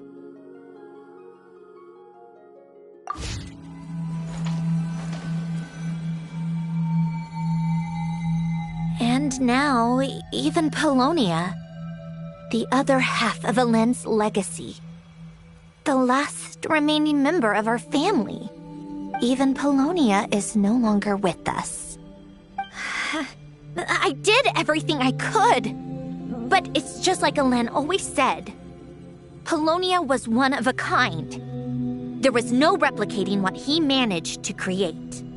Don't you feel like our connection to the past is fading bit by bit? Like, even the things we have left are slowly slipping away. I suppose. But you can't move through life without having to say goodbye. And even as we experience loss, there are always new things to be gained. Ever so logical. What's your take, then? It feels like... the more I care about something, the faster the world takes it away. It sounds so stupid, but I can't help it. That's the hand life has dealt me time and time again. Why even fight for something that's just going to be lost in the end? Better to never have had it at all. Better if it would all just disappear. Dark, I know. But the heart wants what it wants. Maybe the stellar linchpin appeared because of me. Because of what I wish for. I don't think so. Yeah, probably not. What an anomaly wants goes against all logic and reason after all. Well, go ahead and do what you came for. You're here to resolve the anomaly, aren't you?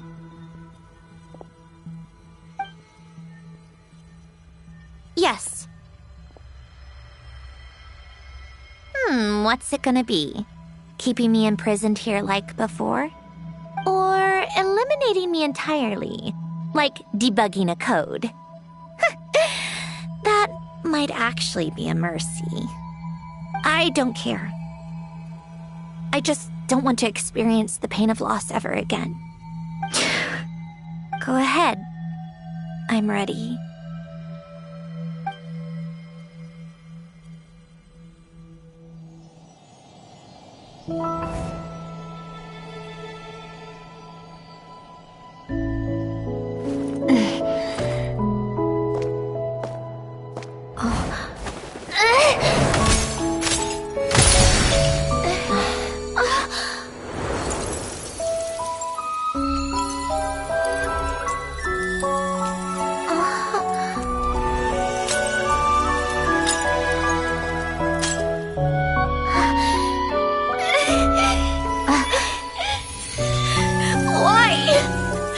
Why do we keep losing everything we care about? I know it hurts, but that's life. I wish... I know. I've always known. Because we've been one all along.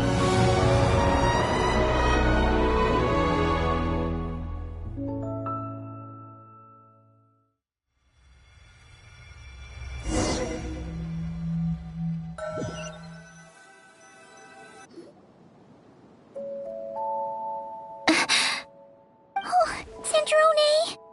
I'm fine. It's okay to cry, you know. Cry? You've got to be kidding me. Save the comforting for someone who needs it, Paimon. The emotional side of my core algorithm.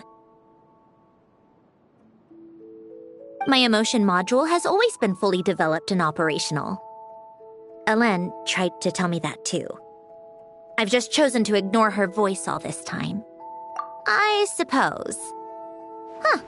Come to think of it, it's kind of like the aquarium on the ship. The aquarium? The old me took one look at it and saw something I would inevitably lose. So I stopped putting in the effort. Then, one by one, the fish all swam away, and the place became even more bleak and depressing. Pretty pathetic, right? Don't say that. A lot of people would feel the same. It just shows how much you care about what you have. Now? After seeing what you've done with the aquarium, I have to admit, I think it's beautiful. It's like you said, we get to keep the things we gain along the way. And those are things that can never be replaced, because we choose to hold them in our hearts. Well said.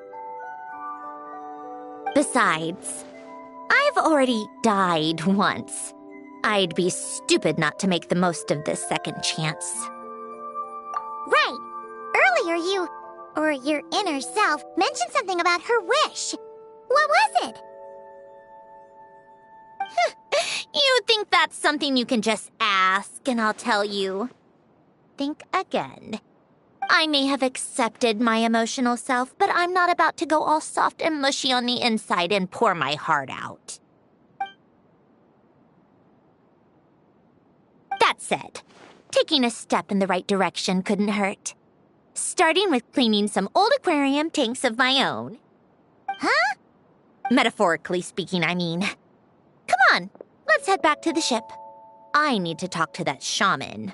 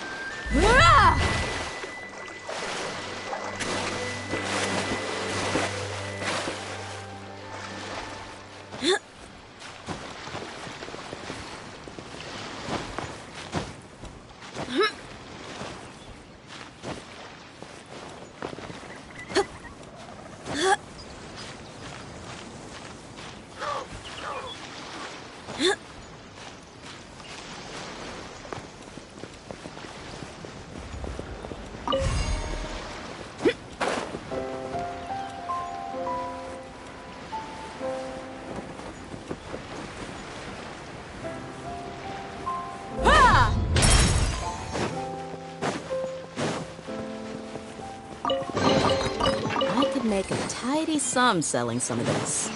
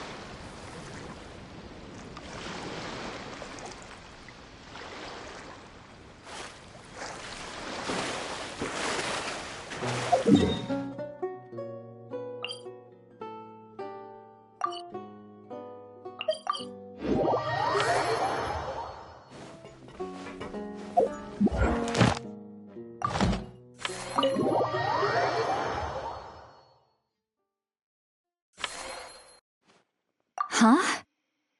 Resentful lost souls? You couldn't get comfortable sleeping near the Opera Epicles, right? Well, I bet that's why. The Fountain of Lucine is where all the water in Fontaine gathers. So that's where the emotions within the water converge as well. Hold on. If it's souls we're dealing with, feeling uncomfortable should have been just the beginning. I should have been able to hear their voices or something. And under normal circumstances, I'm sure someone of your talents would have. The problem is, these souls are no longer complete. Remind me how they ended up like that again? You mentioned something about them being split apart? Yes, it's called soul severing. Renee of the Nartsitzenkreuz Ordo came up with it. After learning of Fontaine's impending doom, Renee thought if he could find a means for the soul to live on in perpetuity, it might ensure the world's salvation. Soul severing was the first step of his research. Unfortunately, his theory of the four orthants was imperfect at the time, and a failure along the way caused his physical form to dissipate. Jakob, another member of the Nartsitzenkreuz Ordo, sought to carry on Renee's legacy and restore his physical form. He even used some of the people who stood in his way as test subjects for his research. By severing their souls? Yes. After Renee successfully awakened, the two continued their research, and all the severed souls ended up merging into Renee's consciousness. After you saved Fontaine by turning Fontainians into true humans, these souls returned to the ley lines. But the souls severed before Renee awakened had nowhere to go, doomed to forever wander the waters of Fontaine as listless spirits. Almost as if they exist outside the bounds of this world. Unrecognized by the ley lines or fate. No wonder I couldn't sense them.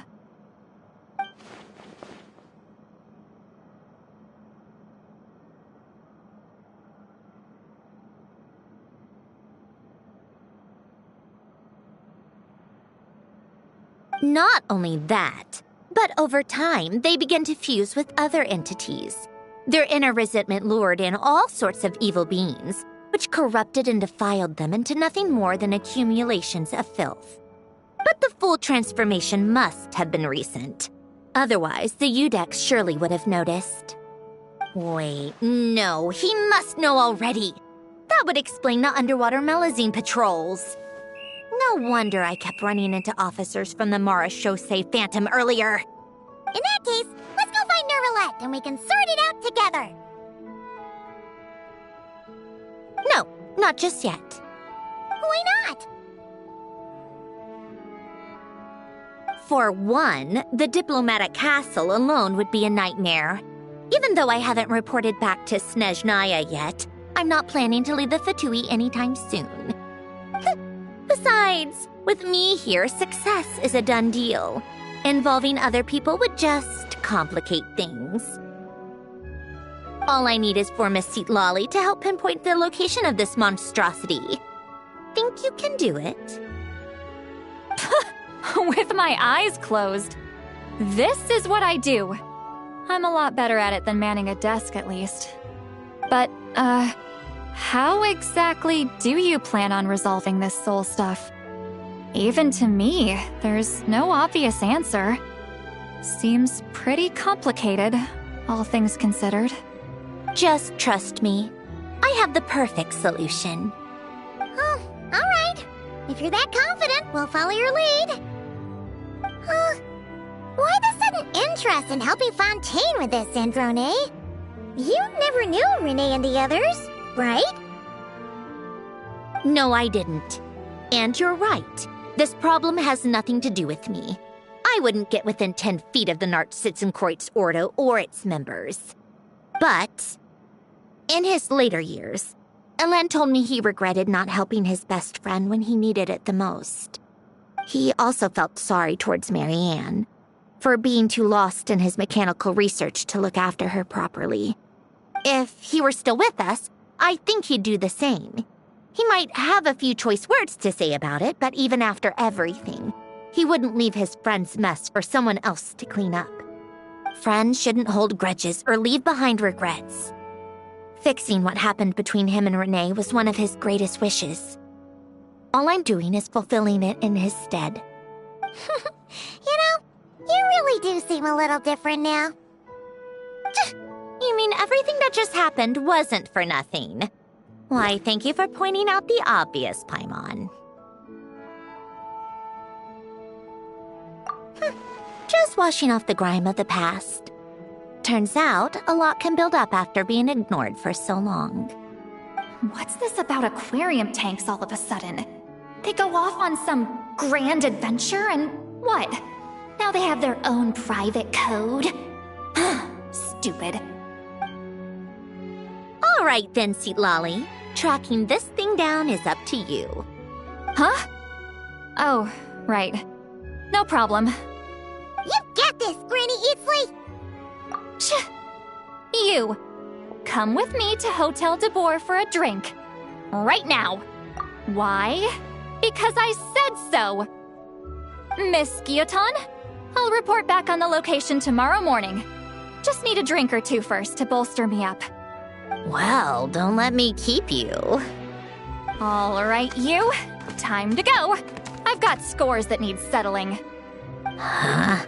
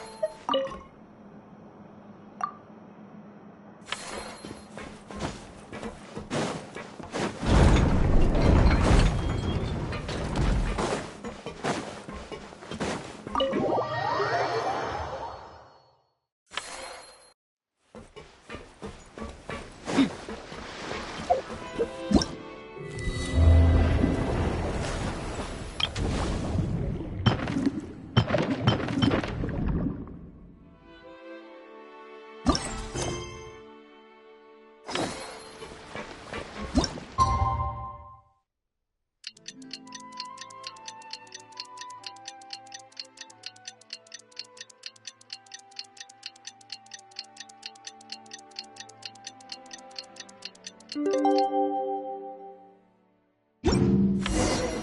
to meet up with Sandrone! Wonder if Seat Lolly was able to pinpoint the location. Seat Lolly sure drank a lot last night, huh? Wonder if she's even awake. Good morning. Ah! Columbina! Oh, you sure know how to make an entrance. What are you doing here? We just finished filming a last-minute scene, so I came up to get some fresh air. The others are still down below discussing what the final scene should be. You mean, how it should end? Yes, they're torn between whether the heroine should reunite with her old friend or not. Ah, because the whole point is that she came to her friend's homeland to search for her, right? Oh, Paimon almost forgot the plot! Yes. Director Farina and Miss Chiori think a tragic ending where the two never meet would be more poignant. But Director Xavier thinks having the two reunite would make for a more touching and heartwarming ending.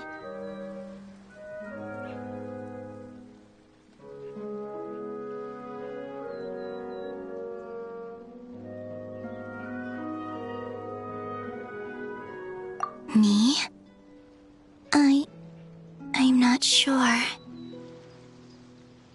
On a personal level, of course I want to see her again. Of course I want to experience that moment where we reunite. Even if it's just for the cameras. But that means an actor would have to take her place. And that makes me feel... Oh...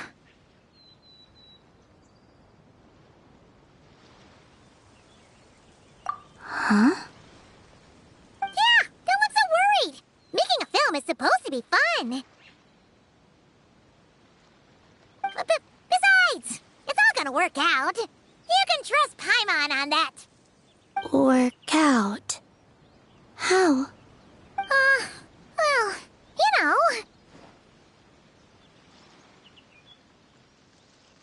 Yep, exactly. Okay, I trust you. I'll just focus on having fun for now. Well, well, look who we have here. Traveler and Paimon.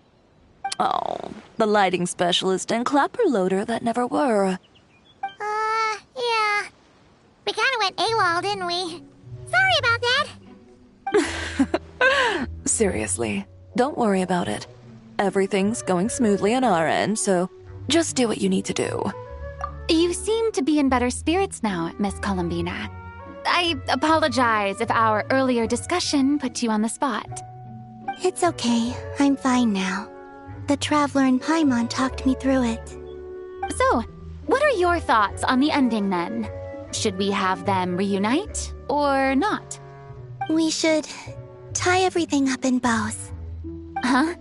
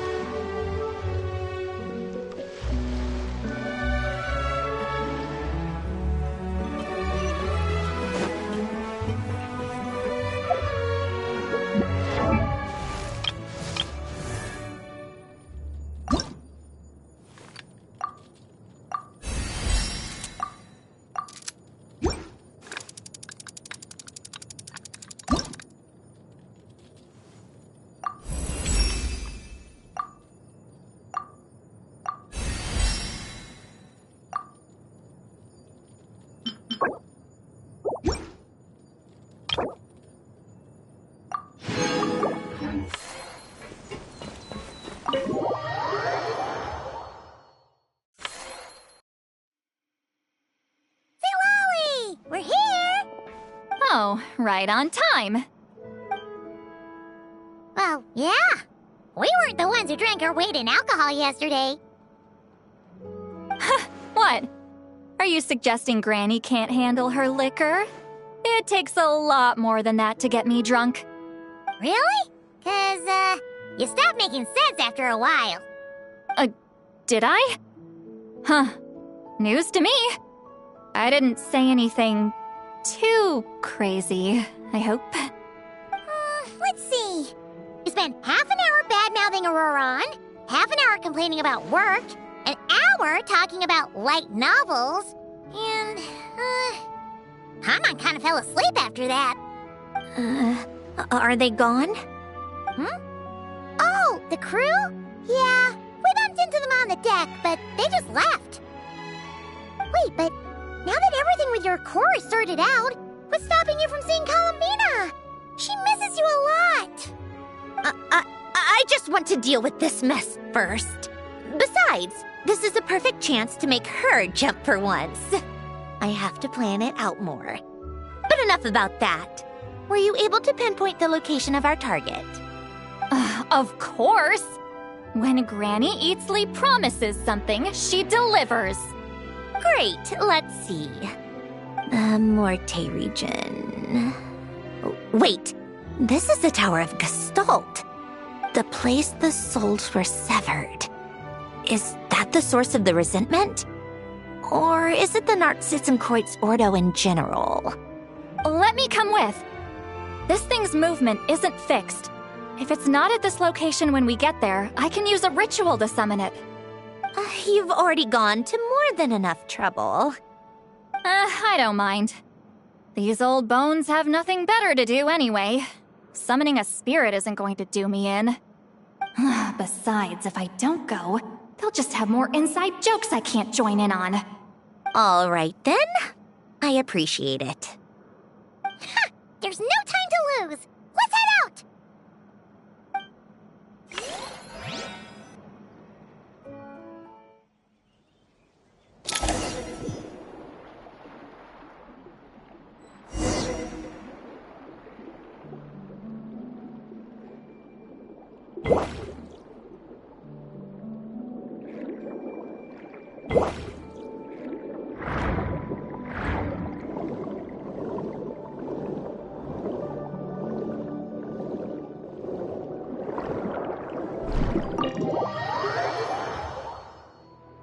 Huh, no sign of it so far.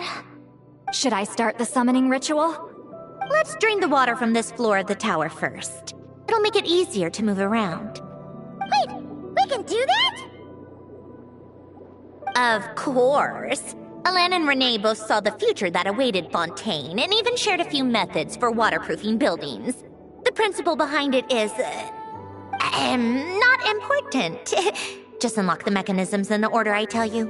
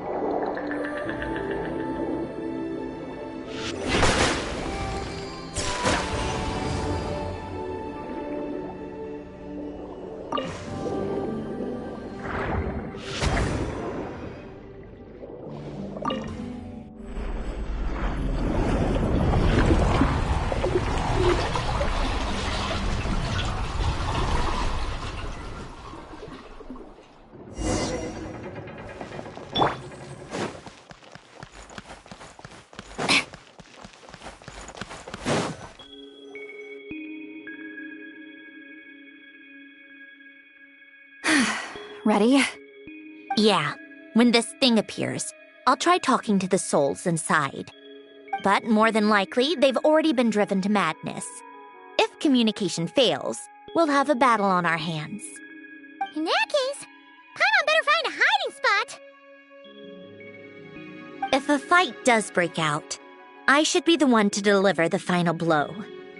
Trust me on that. Understood. All right, I need quiet. Wandering spirits drifting along the tides. Hear me now. Broken souls, silenced, torn apart, and forsaken. Follow the traces of the past and return to us. Let resentment recognize resentment. Let vile entities be drawn together. And in this place, take form once more.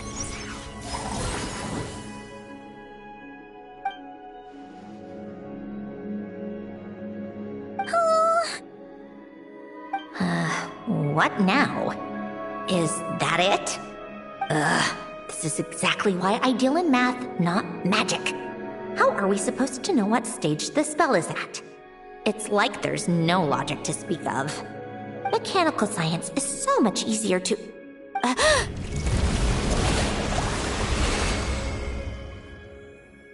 Watch out!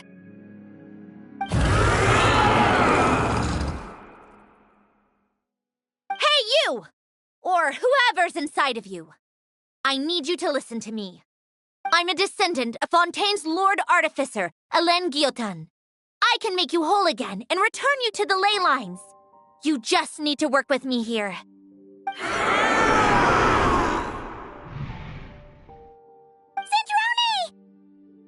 Shh. Looks like talking this out is off the table. All right, plan B. Time to blow off some steam!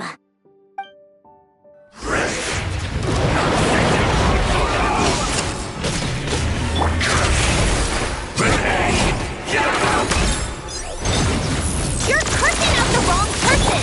I didn't even know them!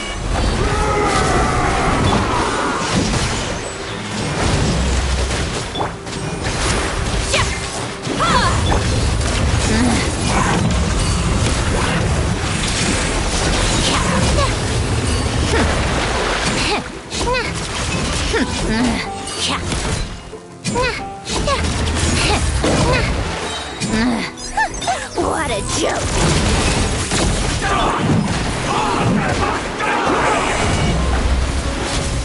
Most of them already did, but you still have a chance to return to the ley lines and reunite with your families. Just work with me here!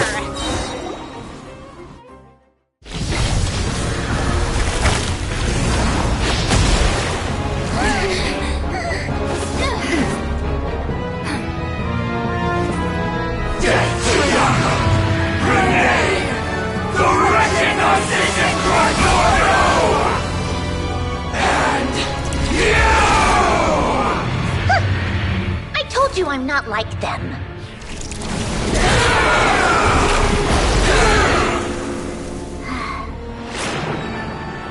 I'm stronger. Inverted. World formula. Reversion.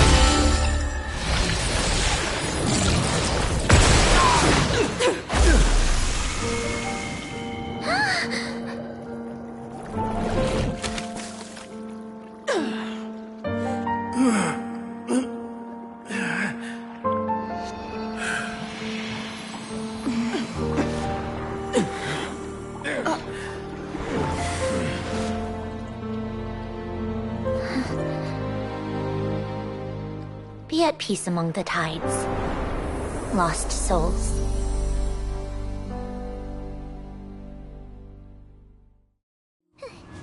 Is it over? Yep, told you it'd be a piece of cake. How did you do that back there? That creature was nothing special. Add a bunch of souls with nowhere to go, a touch of malicious energy, a few impurities, and a whole lot of resentment. And that's what you get. All I did was separate the original souls from the rest of the filth, allowing them to be accepted by the current rules of the world. The principle behind the world formula is divergence. Starting from a point of origin, it deconstructs and reconstructs the possibilities of the world to find certain answers. So, it would follow that reverse calculating the world formula allows us to achieve convergence and restoration instead. Using a numerological array, I was able to do just that. It's similar to the concept of homological reduction in mathematics. I reduced them to the basic fundamental essence of their being without changing their underlying nature. That meant... never mind. Judging by all the blank stares, I'm guessing you don't actually care. I think I finally understand how Outlanders feel when I ramble on about shaman stuff.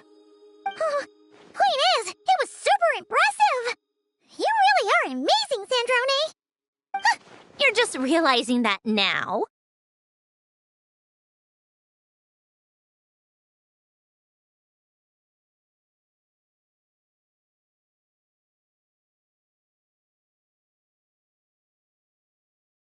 Ahem!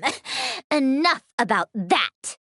We should get going. I'll go reset the mechanisms inside the tower. See you back on land.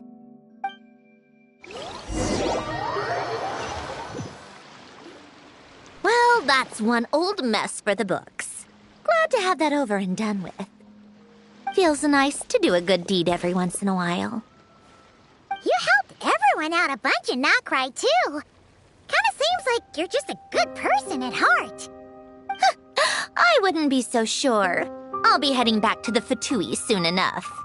You two are too trusting sometimes.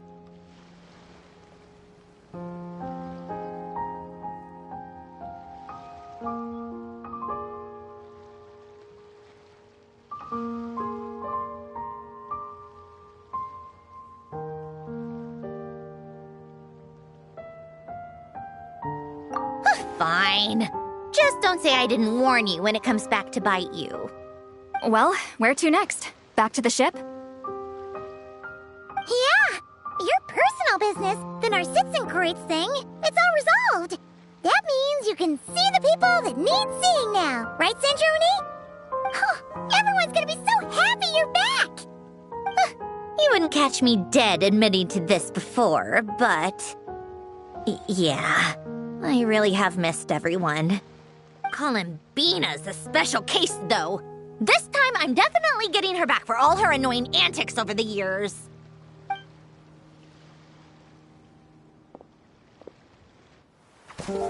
She'll sense me coming from a mile off. How am I gonna...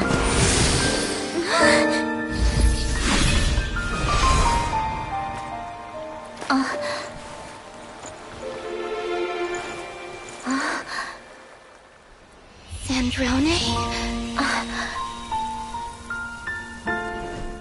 Is it really you? You're back? You didn't tell me. You avoided me. Why?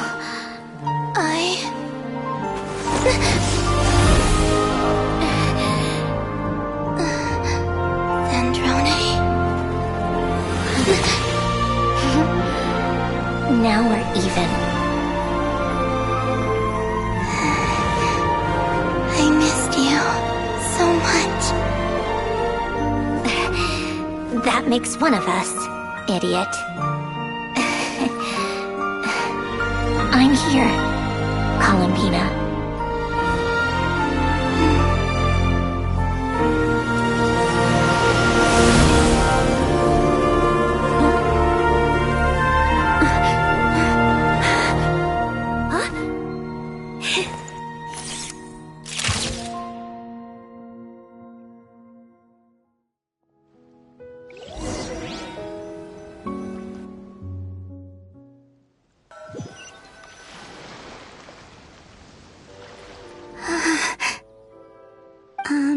Sandrone. Don't ruin the moment. Or I'll start thinking about how you teleported me to a random location after I explicitly told you to stop doing that. And scene! Bravo! Bravo! We got it! This is exactly the ending I was hoping for. Huh? Where did you just go, Miss Columbina? You vanished, and then the next second you were back hugging this, new friend here. That was all on camera? Yeah. Well, the camera was already rolling, and it happened so fast, so... yeah. Hold on. This must be... Yep, my best friend. The one I was looking for. I never thought I'd actually get to see her again. I'm just... so happy. Plus, the film got a happy ending too. It's all thanks to you, Sandrone. Sandrone? You couldn't stop being annoying for 1 second? Columbina!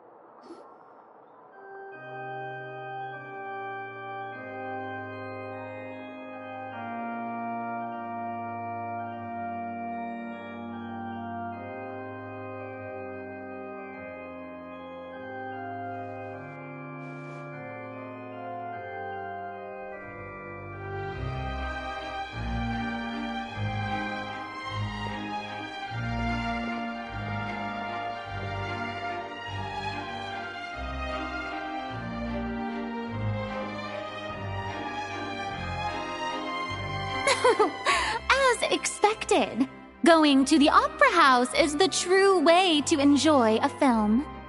You get to see the audience's reaction in real time, too. The ending seemed to be received quite well. Paimon can't believe you let us include that in the final cut, Sandrone! You even agreed to help us reshoot a couple of shots. Thanks a million. Most of it was caught on camera already, so it's not like I had much of a choice. Besides, the film I'm in is going to be anything less than perfect. What are you laughing at? Nothing. It was just interesting to see us on screen together. I'm glad this moment is going to be preserved forever. Just a pity we didn't take home the Farina Award this time around. Well, artistic films can rarely compete with commercial ones. You should have prepared yourself for this the minute you changed the script. True.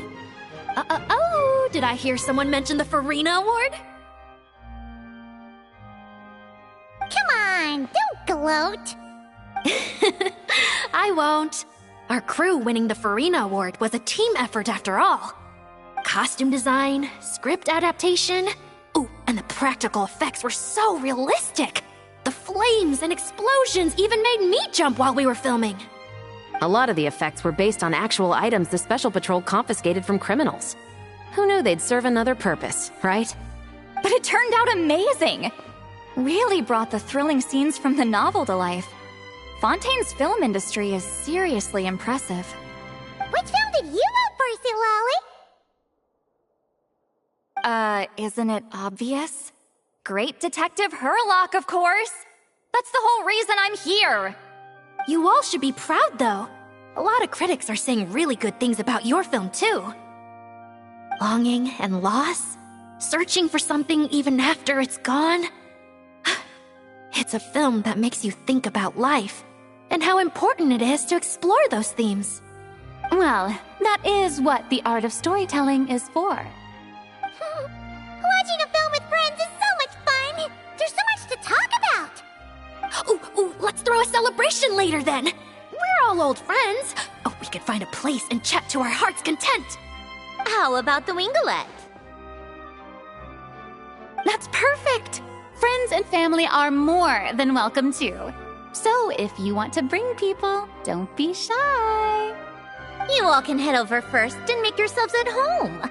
I'll bring over some refreshments in a bit. I just have one more stop to make first. Can I come?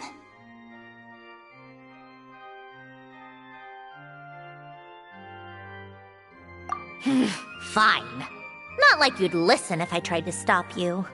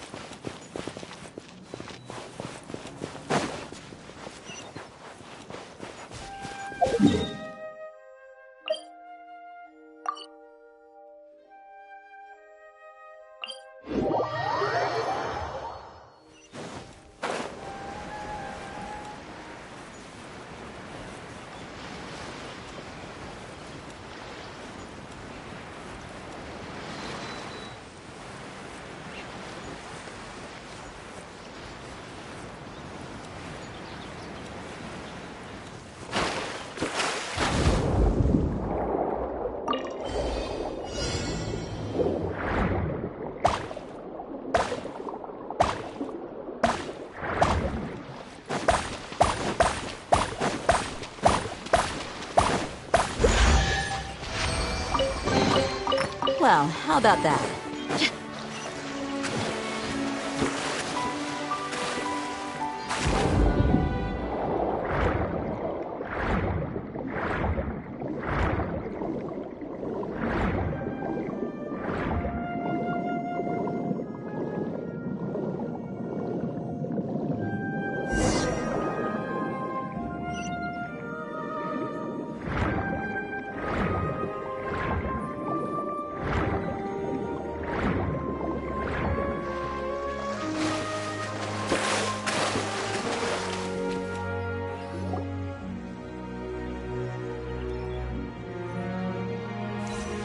Wait! Is this? Yes. Here lies Lord Artificer, Elaine Gaeltan. This is his grave. Oh. I'm sorry, Ellen. I'm sorry this is the first time I've been back since leaving Fontaine. I should have come to see you more often. I got your gift. I even cleaned up one of the Nartsitzenkreuz Ordo's messes along the way. Our home is just as quiet and warm as it always was. The flowers in the garden are still thriving. I'll make sure to tend to them more often from now on. Polonia received irreparable damage in battle. I should have taken better care of your invention. I'm sorry. Polonia was family to me. Just like you. You always said I was a fast learner. But I'm not so sure. It took me far too long to learn the things that truly matter. I never said this to you back then, but... thank you for creating me. For giving me the chance to experience life. Being your family meant everything to me. Absolutely everything. Can I say a few words as well, Sandrone? Don't need my permission. Hello, Mr. Guillotin. I'm Sandrone's friend. You don't need to worry. Sandrone is doing great. Not only is she a brilliant scholar, she's made a whole bunch of friends, too. And she takes great care of them. As if... She'll never admit it, but she's always there when her friends need it the most. I wouldn't even be here without her. So, if she ever needs help, her friends will be there in a heartbeat, including me. That's what best friends are for. Columbina. What else? Oh, she likes drinking bitter coffee, listening to piano music when she can't sleep. Turns out she even likes giving hugs. No, wait! Don't tell him all that! Huh? I don't understand. I didn't think you'd want to hide things from him. Well, yeah. But there are still things I don't want to say. Okay. I'll come by myself and tell him for you then. That's not what I meant! Alright. Enough with the speeches. If no one has anything else to add, let's just leave it there. Should we say a few words too? Kinda seems like Columbina said it all.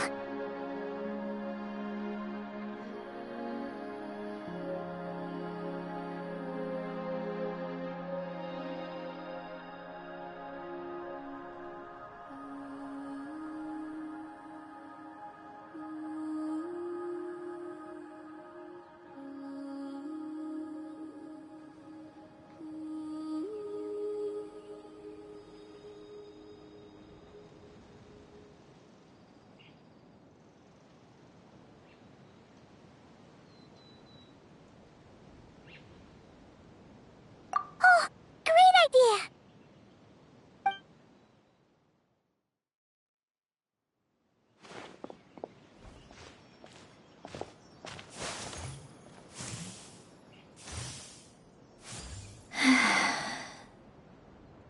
Goodbye, Ellen.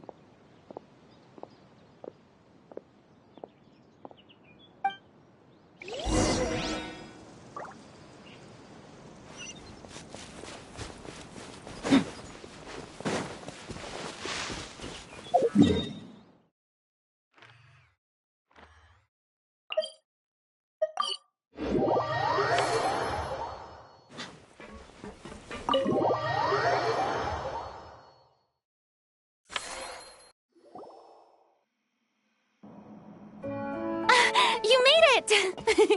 The party's already started. Oh, but, you didn't bring anyone else along? I thought you headed out to invite some friends. We did invite a friend, actually. She'll be here soon. She's even bringing some desserts to have over tea. You should join us later, Miss Farina. I do love a tea party. Then don't mind if I do. This seems like a fun occasion.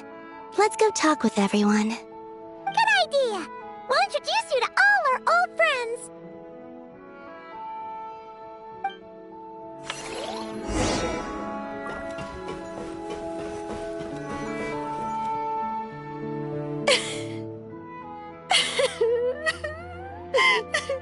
What a dream come true!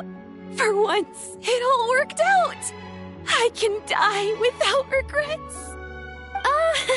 Let's not get too ahead of ourselves, Director Lapine Pauline. What was in that piece of cake you just handed her, Escoffier? Bromaritime flowers, eggs, flour, same as all the other pieces. What, you think I tampered with it? Playing a detective in real life now too, are we? Oh, it's so delicious. I'm so happy. My life has peaked.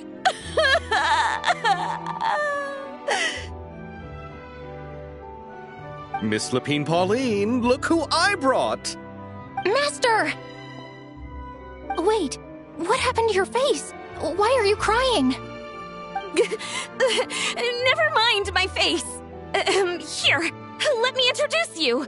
This is Miss Charlotte and Miss Escoffier. Things are sounding lively over here. Oh, look who it is! Perfect timing. I was so busy with the shoot, I feel like we barely got to talk. And the elusive Miss Guillotin. It's great to see you. Thank you so much for letting us use the boat free of charge. That was so generous of you. Oh, right. Introductions. This is Miss Charlotte and Miss Escoffier. That's kind of you. But I didn't really do anything. If you want to thank someone, it should be the Duke or the people who keep the boat in such good shape. Right.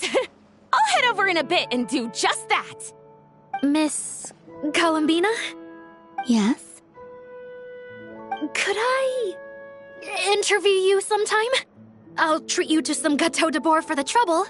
There's only a limited amount available each day. Oh, but it's an absolute must-try when you're in Fontaine. Oh, sure. Bold of you to use my own cake as a bribe right in front of me. You know what? When else are we all going to be together like this? Come on, everyone! Grab your drinks!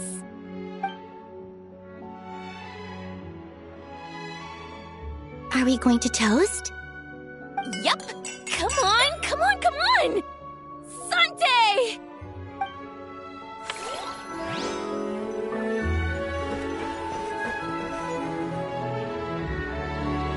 Granny, it's Lee. You're really not going to let us borrow these cute little stuffed toys for our magic show? First of all, Seat Laline and Eats Papa are Chi-Chi meal. They have inauspicious stars sealed within them, and they're my helpers, not toys. But the Grin Malkin Cat and Boggle Cat box are Linny and Lynette's helpers.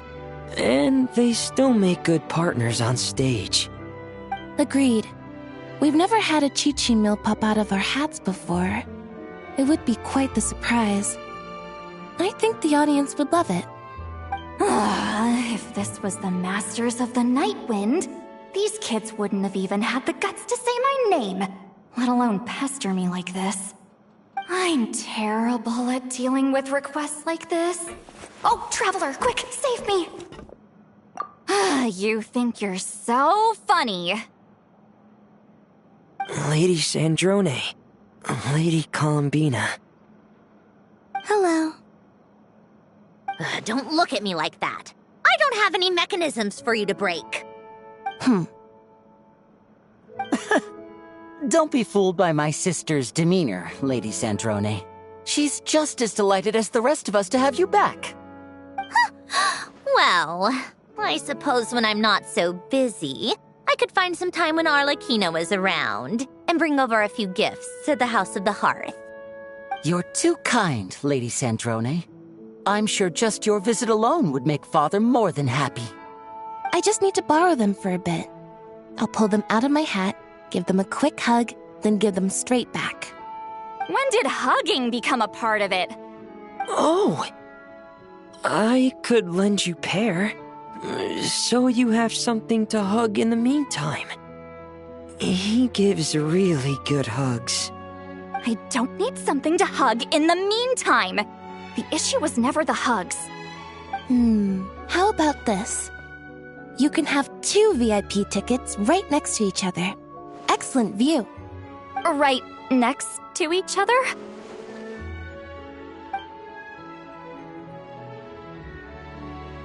Yep, super quiet. No one will bother you. I'm sure you'll have a great time. Fine.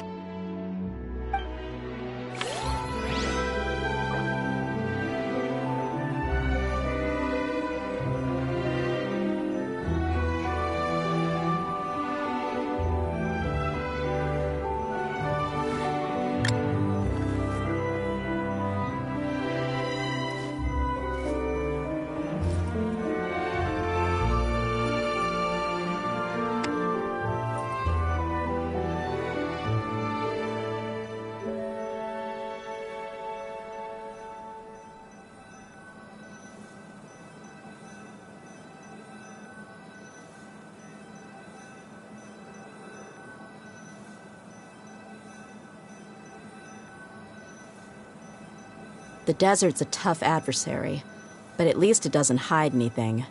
What you see is what you get, and whether you take on the challenge is entirely up to you.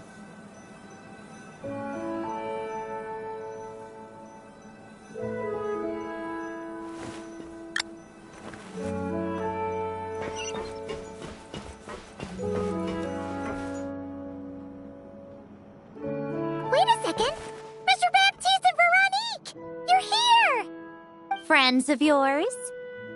Veronique is the prop manager for Musketeer Pictures, and Mr. Baptiste is the author of The Two Musketeers. Yeah, former prop manager. Now we're just two criminals serving our time.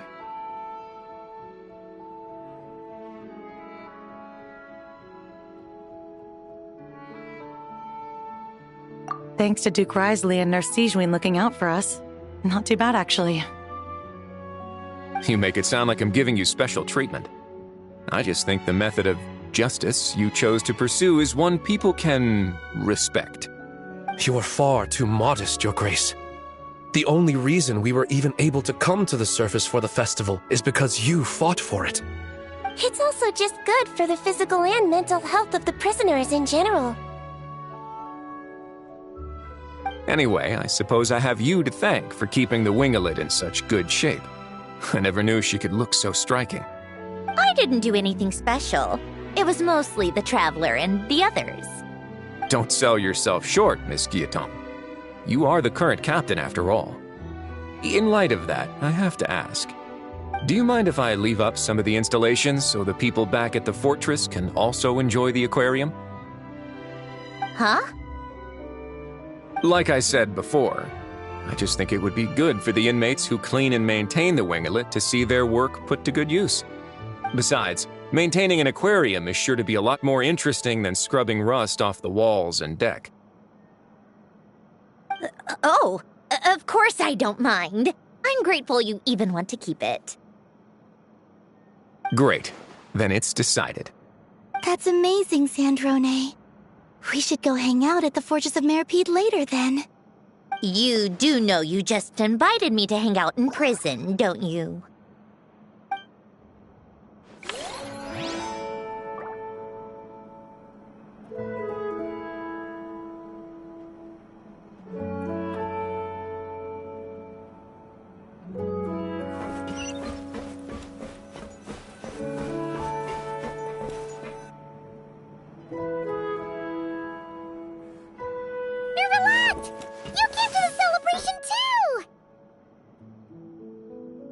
Yes. I can only hope my presence does not make anyone ill at ease. Who's this? All right! This is Nervalette, the Eudex of Fontaine.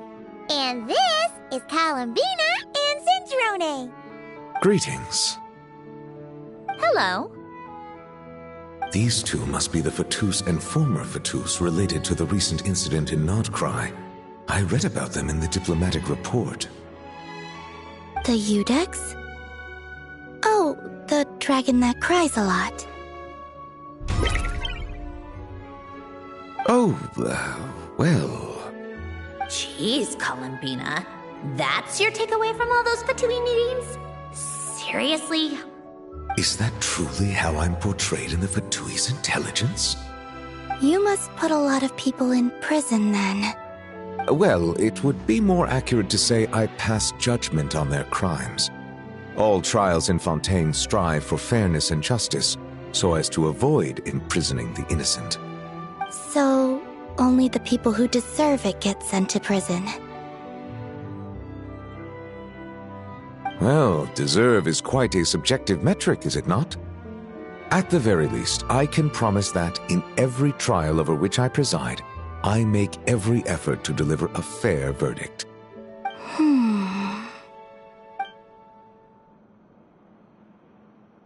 Yeah. For the love of... what is she doing now?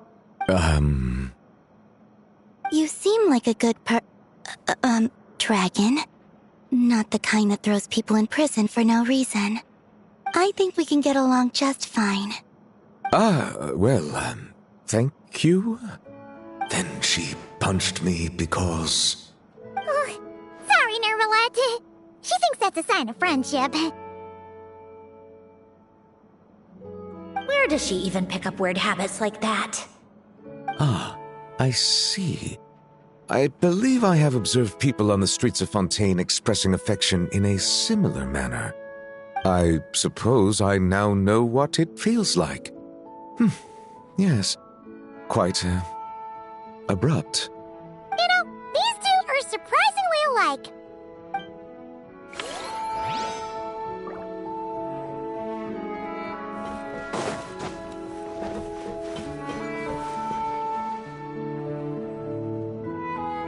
You made it. Sorry for starting the celebrations without you. No worries at all. We're just glad everyone's having such a great time. Oh, right. You've probably seen them around already, but let us introduce you for real. This is... Miss Columbina and Miss Guillotin, right? Oh, we saw the film you were in. It was so touching. Yep. This one started bawling her eyes out right next to me in the theater. I know. I didn't bring nearly enough tissues. Thanks. We saw your film too. I memorized all your names. Oh, guess we can skip the introductions then. Our effects were pretty over the top, right? Some of the extras in the big scenes were actual members of the Spina di Rosula. So basically, your contribution was creating realistic-looking chaos. That wasn't the only realistic aspect. Miss Chevres and Miss Emily were also kind enough to lend their expertise on criminal investigations and forensics. Oh, it was nothing. I was just honored to take part and help out. Wow! No wonder your film turned out so good! You basically had an expert in every field. Talk about a stacked crew! Oh, speaking of, want to join in on a round of tabletop troupe later, Miss Columbina and Miss Guillotin? I mean, what better place for a party than a party? Here we go again. That sounds interesting. Yes! Persuasion successful! What about you, Miss Guillotin? I guess one round couldn't hurt. Critical success! Oh, looks like Arlecchino's here. Come on, Columbina. Let's go have ourselves a tea party.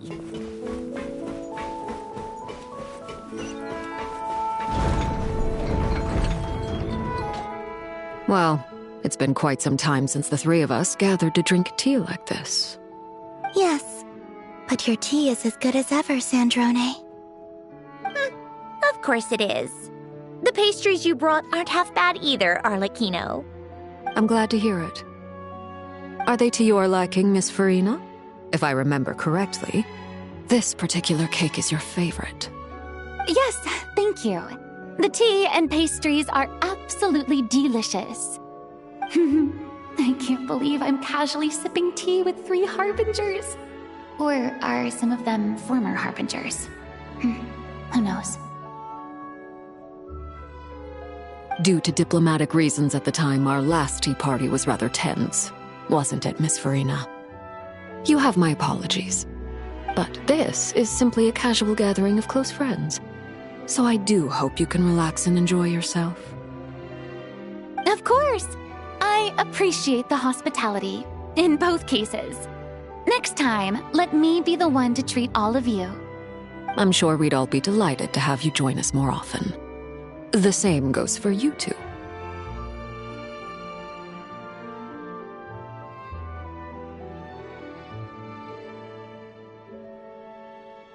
Of course we should do this again! We've all been through thick and thin together by this point. This is nice, Sandrone. It reminds me of the happy times back in Snezhnaya, when things were so lively.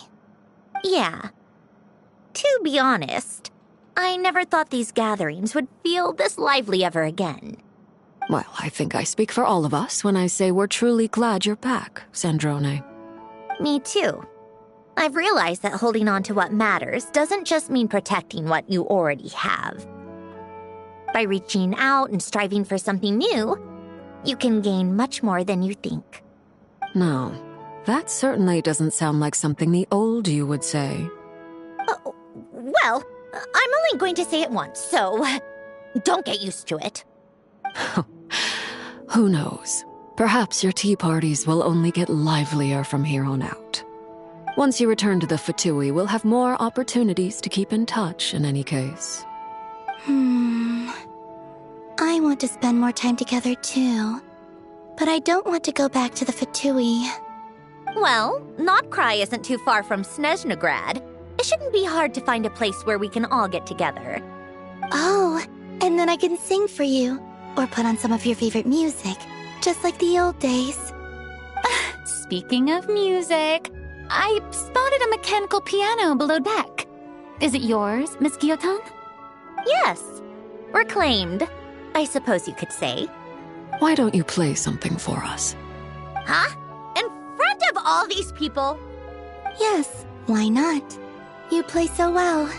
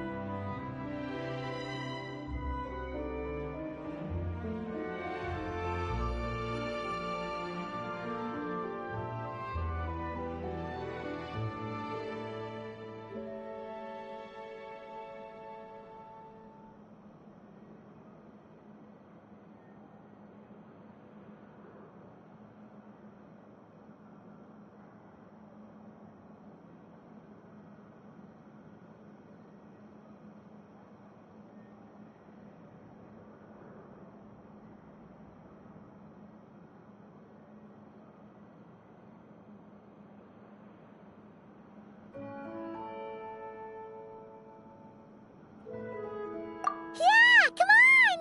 Just a little, please? For the love of... Fine! One piece, and that's it.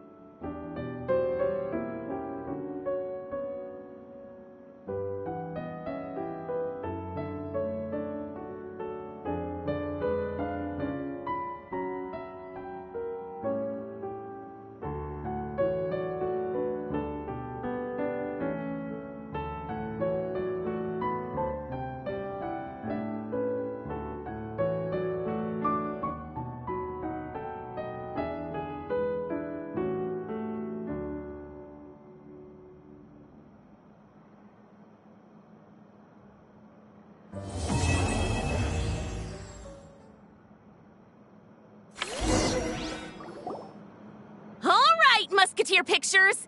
Everyone ready? I'm not sure I should be in this one. Of course you should. You might have primarily helped out another crew this time, but you're still a member of Musketeer Pictures. All right, thanks. I'll still stand a bit off to the side, though. Can I be in the picture too? Of course, Miss Veronique. I would have loved to have you in the last one, too, if circumstances had allowed it. Thank you, Director Xavier. Do I really have to be front and center? You're one of the lead Nervous, Sandrone? No. All right, look at the camera. And 3, 2, 1. Musketeer Pictures! Buckle up.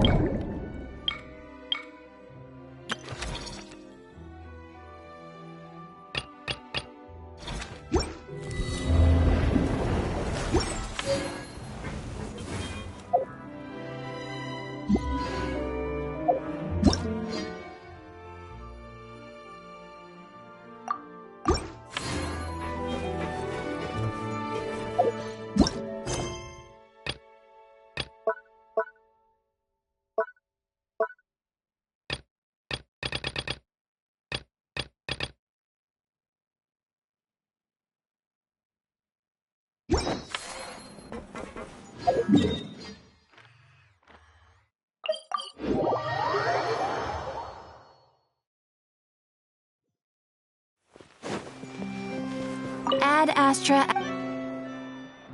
Thank you for completing today.